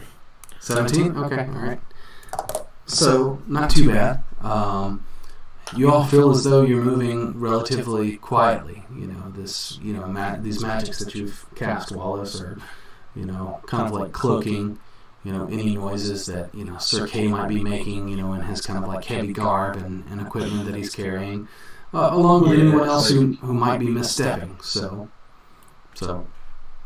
It's like the chrysalis on my necklace casts like a black veil, almost like the wings kind of envelop us and hide us. Sure. So that's kind of cloaking you. Now, as you travel further, and again, expediting things here because you're traveling, you know, greater distance, the woods begin to get, you know, a lot deeper and darker and more treacherous as you're going through them, and you're finding it, you know, that the woods are kind of like twisting upon themselves, and the trail you're not really following anymore. You're more following this light that's ahead of you, and you just no longer really paying attention.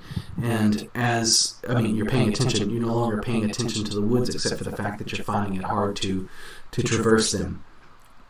And you can tell you're going slower than you would like to, because in order not to be, you know, torn apart by briars and brambles and thorns and things like that, you're really kind of having to slow down as you're going through here, because it's just much thicker, again, much more treacherous, you know.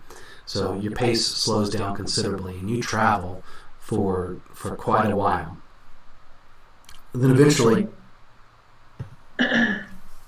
this light will float into a clearing and just kind of dissipate, and you notice that no one was carrying it at all whatsoever. It wasn't a lantern, it wasn't a traveler, it wasn't anything. It just floats into a clearing and dissipates within there. Is anyone else like really freaked out by this? I immediately cast Detect Magic.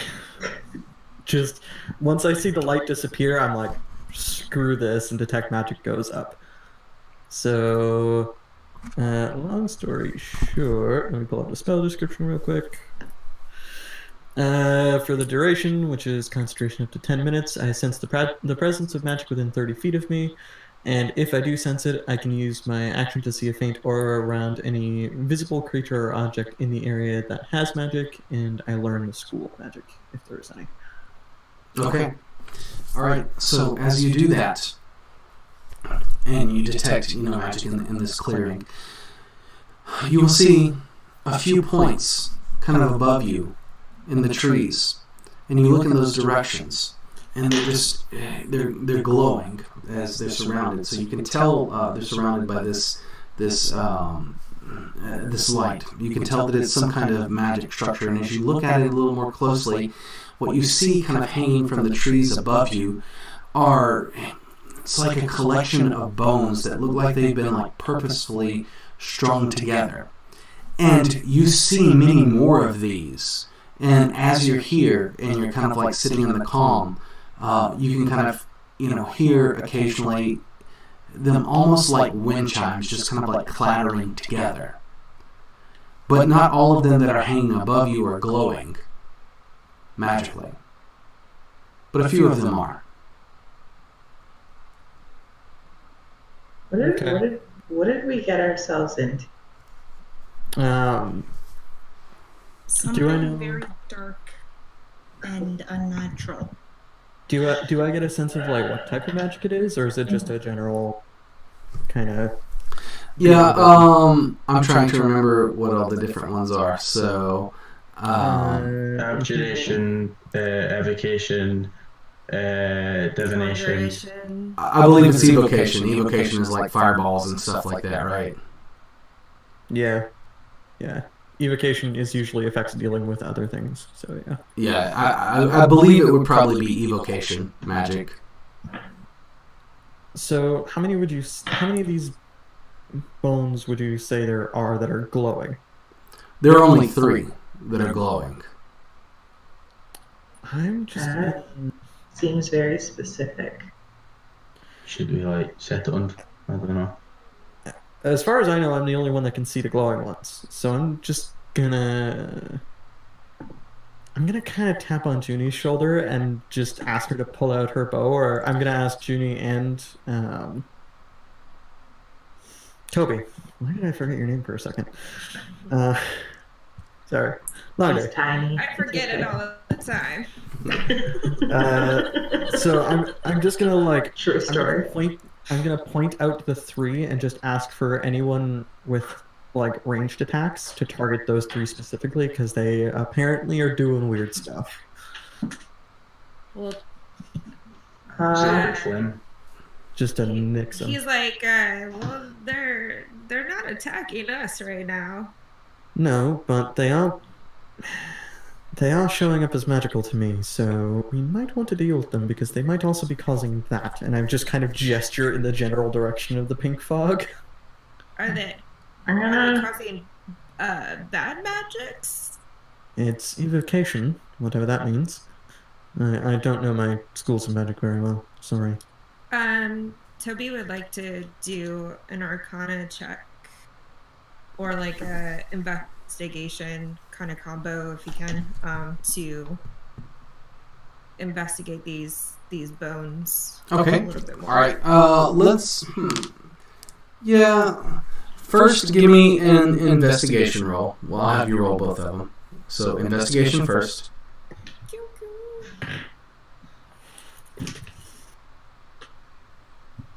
So 21. 21. Now give me an Arcana check. And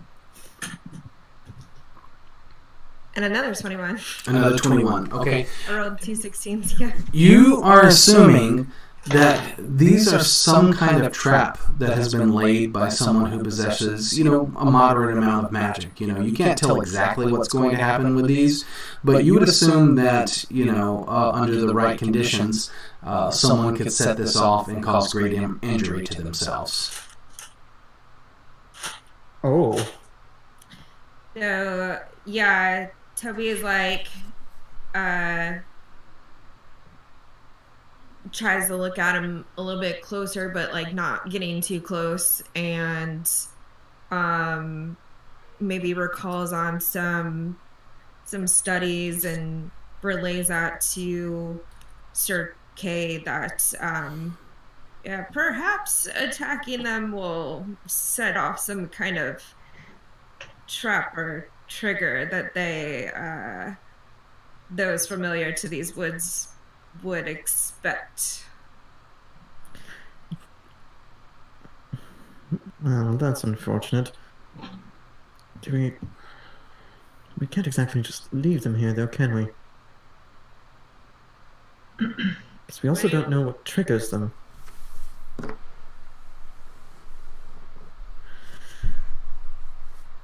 See, And we're looking like, around. we're just kind of on the edge of that clearing where the light disappeared, right? Yes.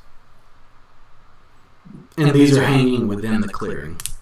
Again, there are several of them, but only 3 of them are glowing with magic. So, does anyone want to bet that the minute we step into that clearing, that's when those things go off?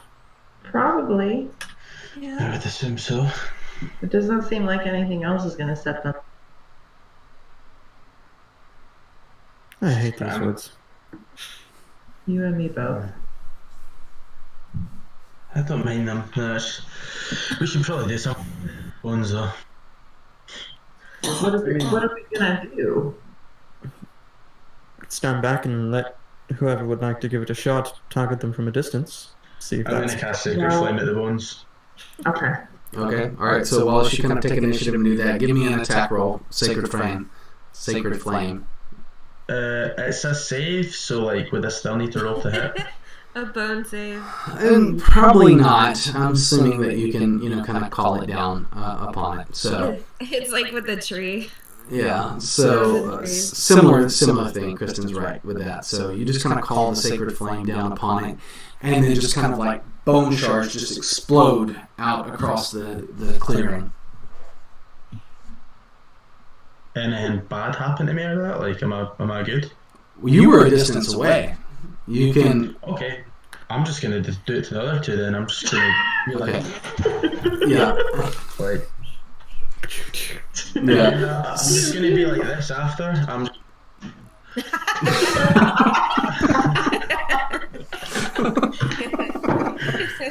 Oh my god. It's like what is it? It's like Red Dead Redemption. It's like Deadeye. Yeah, How long have you been waiting? like CSI. I just noticed that these were on my table, and I was just like, I like to think that Lewis has had those there since game 1, just waiting for an opportunity. Waiting. this exact moment, man. Yeah.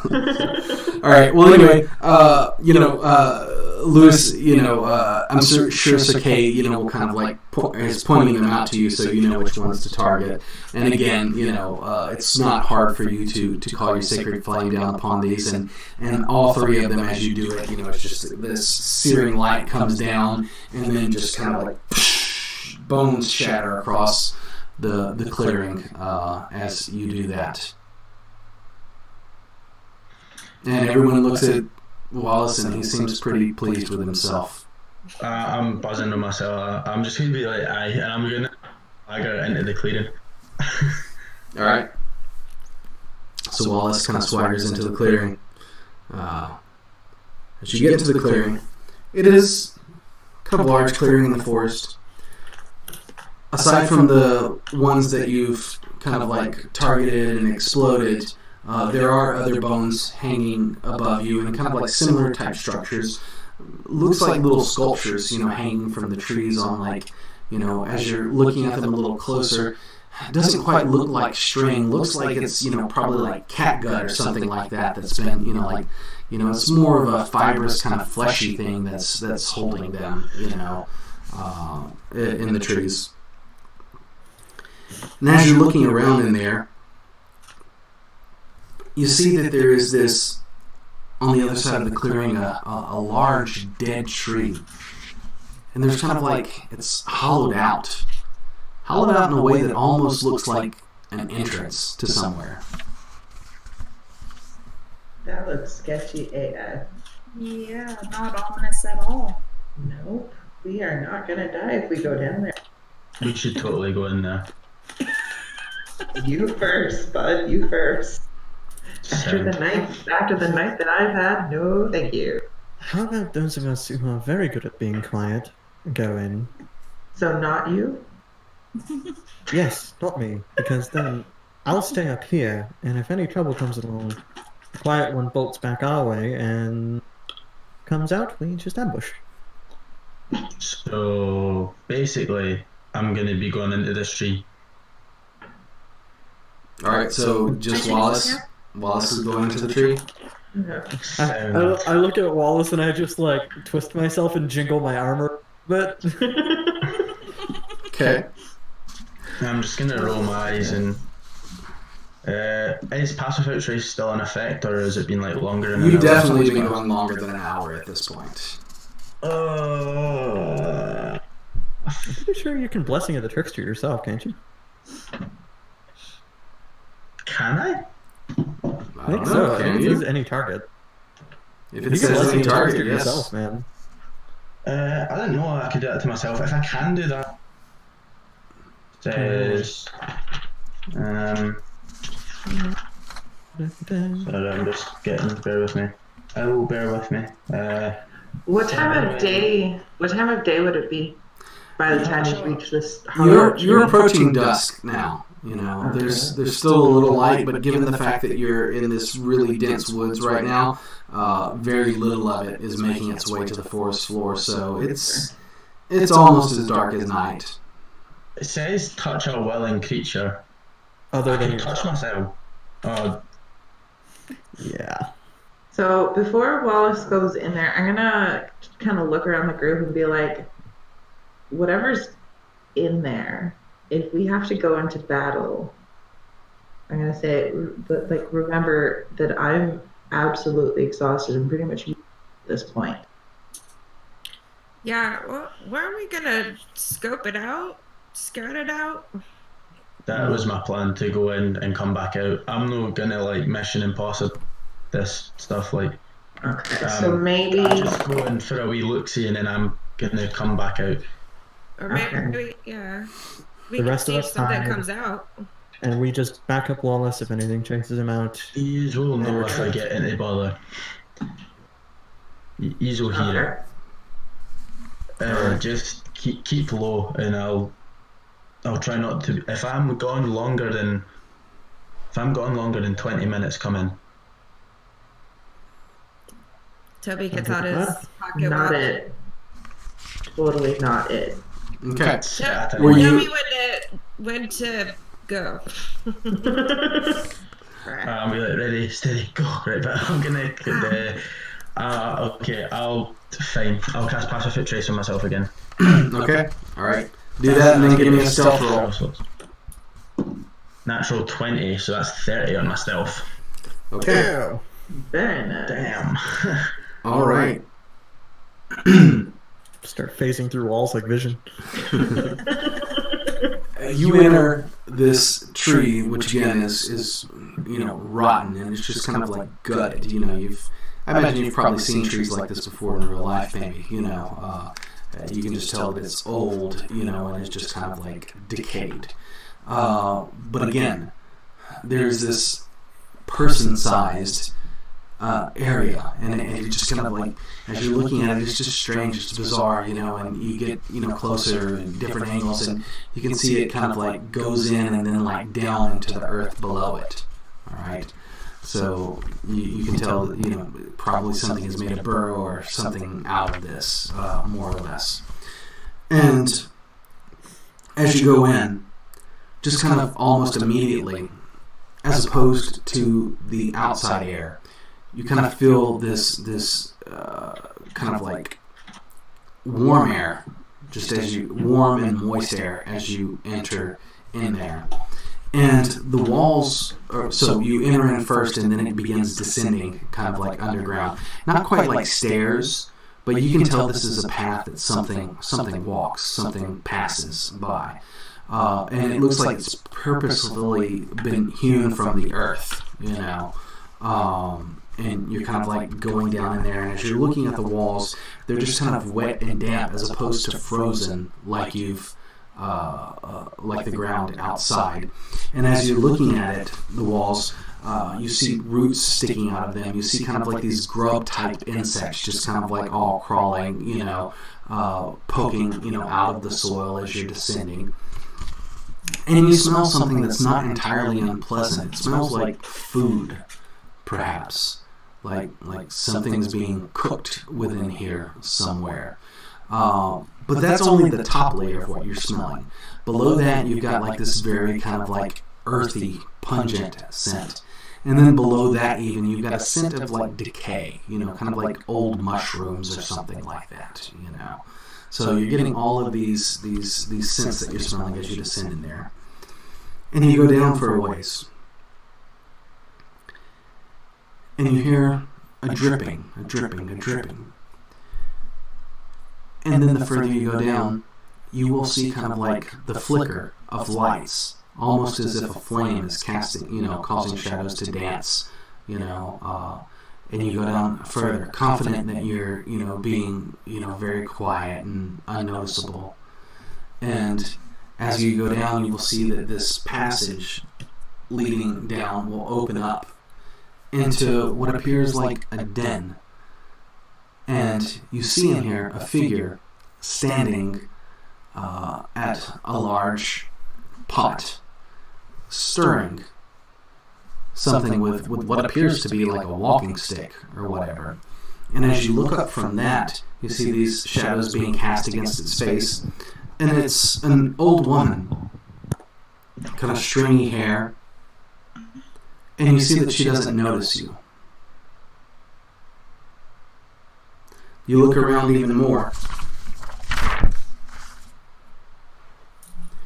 and you'll see that around this area in here, there are kind of like, beds of straw that look as though they serve as, sleeping places or places to sit or what have you. And you also see kind of like just, it's hard to even call it walls, but within this kind of like burrow in here, there are kind of like these clay pots and jugs and stuff like that, just kind of like stacked against the walls in here.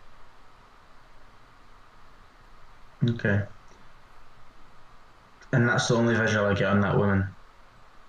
From where you are right now, trying to be cautious and quiet. And is this then, does it look like there's any other passageways, or does it kind of just comes down and there's like big room, essentially? Or is there like other passageways I could go? There are no passageways off from where you go, but as you look in there with the lights, kind of casting around, you can see that this heads, in other directions, as well. Right. That's a hag. That's not good. That's bad. I'm not messing with anything. I'm going back out. I need the cavalry to come in before we deal with this lassie. So I'm gonna head back out. Quiet. Okay. All right. As I come back out, I'm gonna relay the information about what I saw, the smells, the sights, how it kind of leads into a den, how it's like almost like warm and moist, and I'm gonna be like, basically there's this creepy old woman living in a tree, man, and cooking something. So out of character clarity here, you said there were multiple like areas for beds and stuff like that? I said that there are multiple kind of like straw type, beds. Looks like you either kind of sit there, lay there, things like that. Yes. Yeah, but just there's more than just for her. Yes. I don't like this. I don't like this either. That's why I didn't want to go in anymore. I was like, yeah, I think we should find. I need to rest because this doesn't sound good. This sounds like it's gonna get nasty really fast. we can't camp outside this tree when there's like probably like a coven of hags or something like making dinner. I need to rest or else I'm going to be completely useless. So what do we want to do? Sleep, apparently. How do we want to get through? How and where do we want to get through the night? We're too far out to go back to the camp. Wallace, Especially with that mist. as you're talking to your compatriots, you notice you notice that the way that you entered, as you all are talking, and kind of thinking that this is sketchy or what have you, you're kind of like looking at your exit route. And as you turn around, there's nothing there. There's no seeming exit, So wait, the entrance I just went in is like now closed. There are trees. The entrance to the clearing is gone. The entrance to the clearing is gone, yes. Did I eat one of the mushrooms when I was like in the cave? Like what is going on?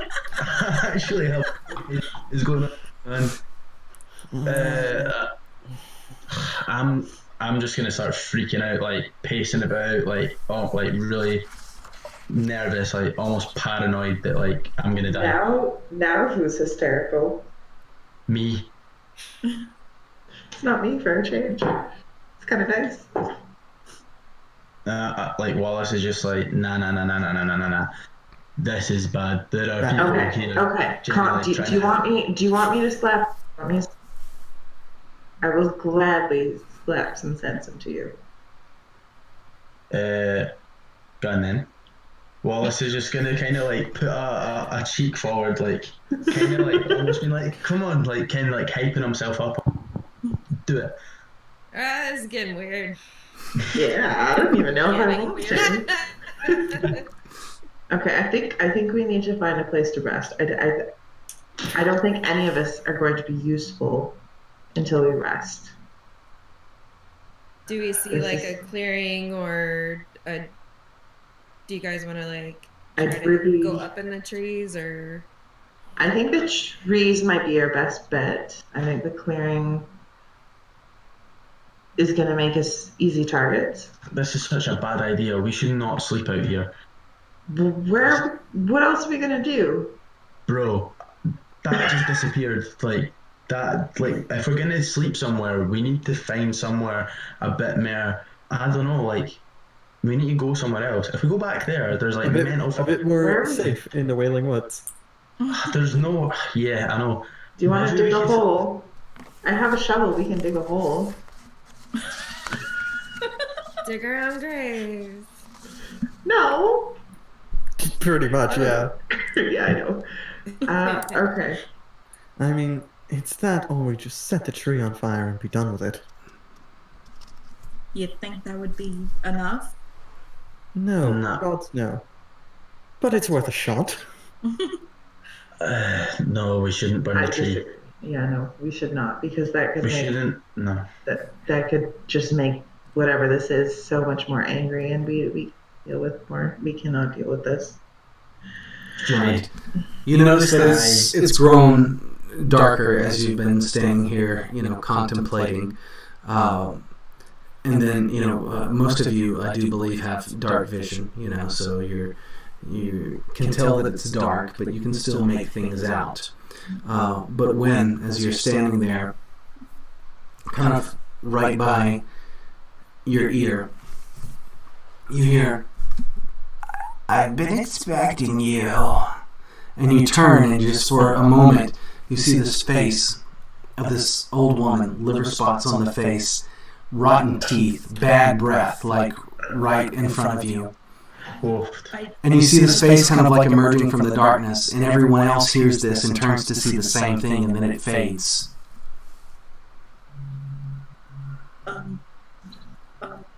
We are so screwed. We should make a deal with the hag. I think she knows. She was expecting me. I mean, if she was... Maybe she's making us food. I mean, at this point, trying to get anywhere in here without her knowing is sort of pointless. Yeah. So if there is a trap, we might as well spring it, right? I mean, there's beds in that. She might be sound. Do you know what I mean? It's quite hard to get by in the Wailing Woods. It's like pretty mental. Maybe this is just our house. Do you know what I mean? You were just freaking out, and now you're like, "Oh, it's okay. It's no big deal." Like, what? And Judy just can't comprehend this. Is around in the fetal position? Maybe. I mean, I don't know. Hags hags aren't good, but I want to point out, it's quite rude to be calling some old woman in the woods a hag.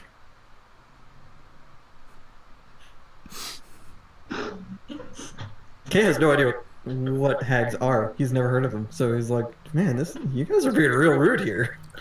Oh, I don't mean like she's a hag's just a term that we use for like a witch, a crone. I mean, if you're going to call anyone a hag, reserve it for Signy. She is a hag as well. Listen, I think this is a bit mental.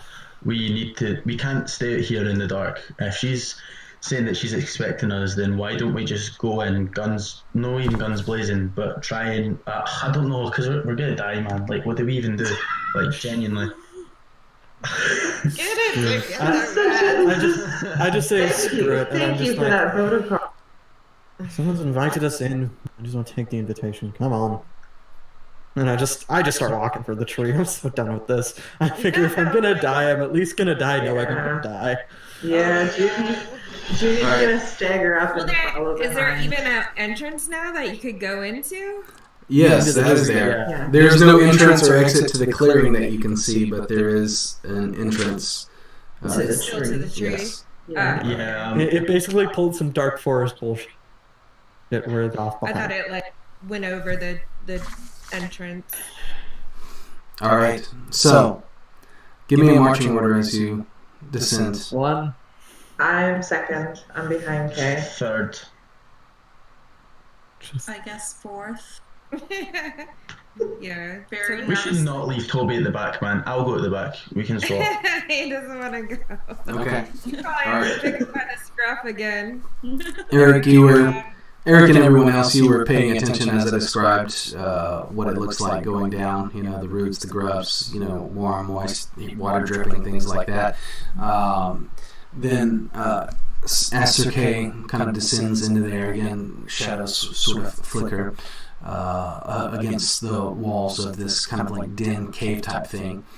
And you come down there, and as you exit into this open area, this woman, again, elderly, liver spots.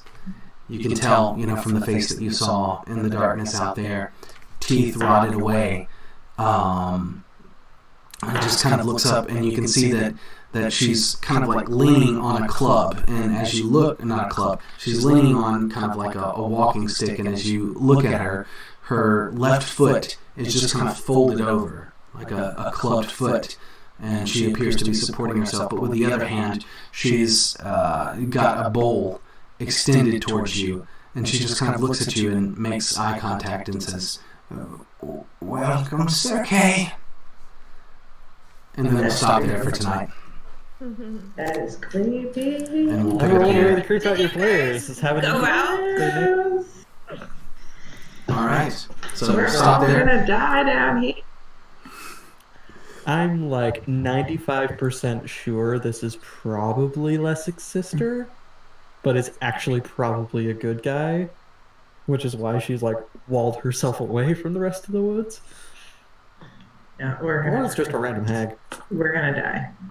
We need to make, I don't know, Wallace is like mid-mental, but we need to like make a deal with her, man. We need to listen, and we need to not die. So, AKA, I'm going to try the food first, because I'm the one least likely to die immediately from poison. Yeah. Yes. Good idea. Oh We'll make sure it's food first. It's probably like children's tears soup or something, like, do you know what I mean? It's not going to be decent. Oh, wow. Okay.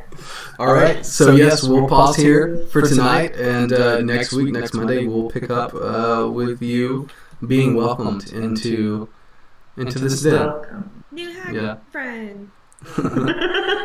Before we go for tonight, as usual, anybody got anything they want to plug, want to say? Jess, let's start with you tonight. Okay, my Etsy shop, you can find me on Etsy or through Twitter at palace_fairy. Okay, excellent. Lewis? Yeah, just follow me on Twitter at DM Nexus. Post campaign diaries about my homebrew campaign and like promote this and just talk about other D&D stuff. Okay. Kristen. Hello. You can follow me on Twitter at the IT Pirate Now. I play Sunday nights, stream on Pro Starters channel, and I have a D&D Monster Lore podcast, Roll for Lore. I just spoke with Brian Collin of Creature Curation. He creates a lot of really cool original monsters and artwork, and pairs up with Norse Foundry. So they're putting out a lot of really cool gaming stuff, and it was cool to talk about it. So check it out. Yeah, I'll just weigh in there. I did listen to that Roll for Lore podcast, and I didn't know who Brian was, but afterwards I went and looked at some of his stuff, and it's really awesome. He is pretty amazing. Yeah, what he does. Yeah, I mean, I know him and like didn't even realize he creates all this stuff. I just kind of skimmed the surface of what he creates, so it's really great stuff. Yeah, really cool. All right, Eric.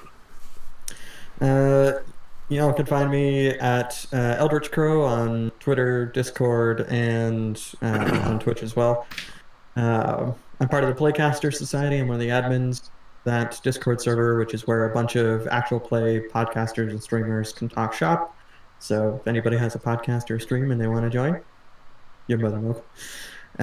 On top of that, I have a bit of a cool project in the works for some world building stuff that's going to be on World Anvil. It's also going to be a way for me to tell like a lot of short stories. So hopefully sometime before the end of May, I'm going to get that started once work calms down. And also I'll be at Gen Con this year. So if anybody else is going, we should totally meet up. Yeah. And they just put out the schedule for Gen Con. I'll be doing a charity game with Thread Raiders that Friday night. So if anyone's going, nice, sign up for that. It's for Extra Life. So we're doing a charity game that evening. Nice. Sorry. That's really awesome. I can't remember what day the Critical Role live show is, but I'm going to that. I think it's Friday. So little competition there. A little bit, but I'll be at Gen Con. We're gonna see, like, me and the Dice Knights podcast crew are gonna see if we can get some merch made up and just like hand out stickers or whatever. So also Dice Knights, we just started our second season, so find us on Podbean. It's gonna be a lot of fun. We're doing a thing where we're trying to get guests in for the interview portions, so we're actually interviewing people's characters instead of people, which is gonna be a lot of fun. So keep an eye. All right, awesome stuff. Shonda? You can find me on Twitter and Shandy. That's it. Right. Okay. You want to say it again because I think you cut out for a lot of that. Lovely. Okay. You can find me on Twitch and Shandy Valley. Okay. All right. And then I am RJ Cresswell. You can find me on Twitter at RJ_Cresswell. On there I do some giveaways, post about D&D, and just kind of hang out and do whatever. And then I do this podcast with all of these lovely people, and I enjoy doing it. And Twitch gave me a notification that we hit affiliate status, whatever that means exactly. So... wow, that was fast. I got that a little earlier, so that was pretty cool. So we hit that tonight. So we're Twitch affiliates, whatever that means. I'll have to figure that out. So that means either. Yeah, but that's really good. That was it sounds like something we could celebrate, So yeah, We're official. Yeah, absolutely. We're affiliates. It's no Where's burden. our blue tick? Tainted Lands on Twitter. Yeah. So that's cool. So anyway, as always, I enjoyed tonight. Hope you can say the same, and we'll plan to meet back here next Monday night. So, good night, everyone. I'm so creeped out. Good night. Good night. Good night. Bye.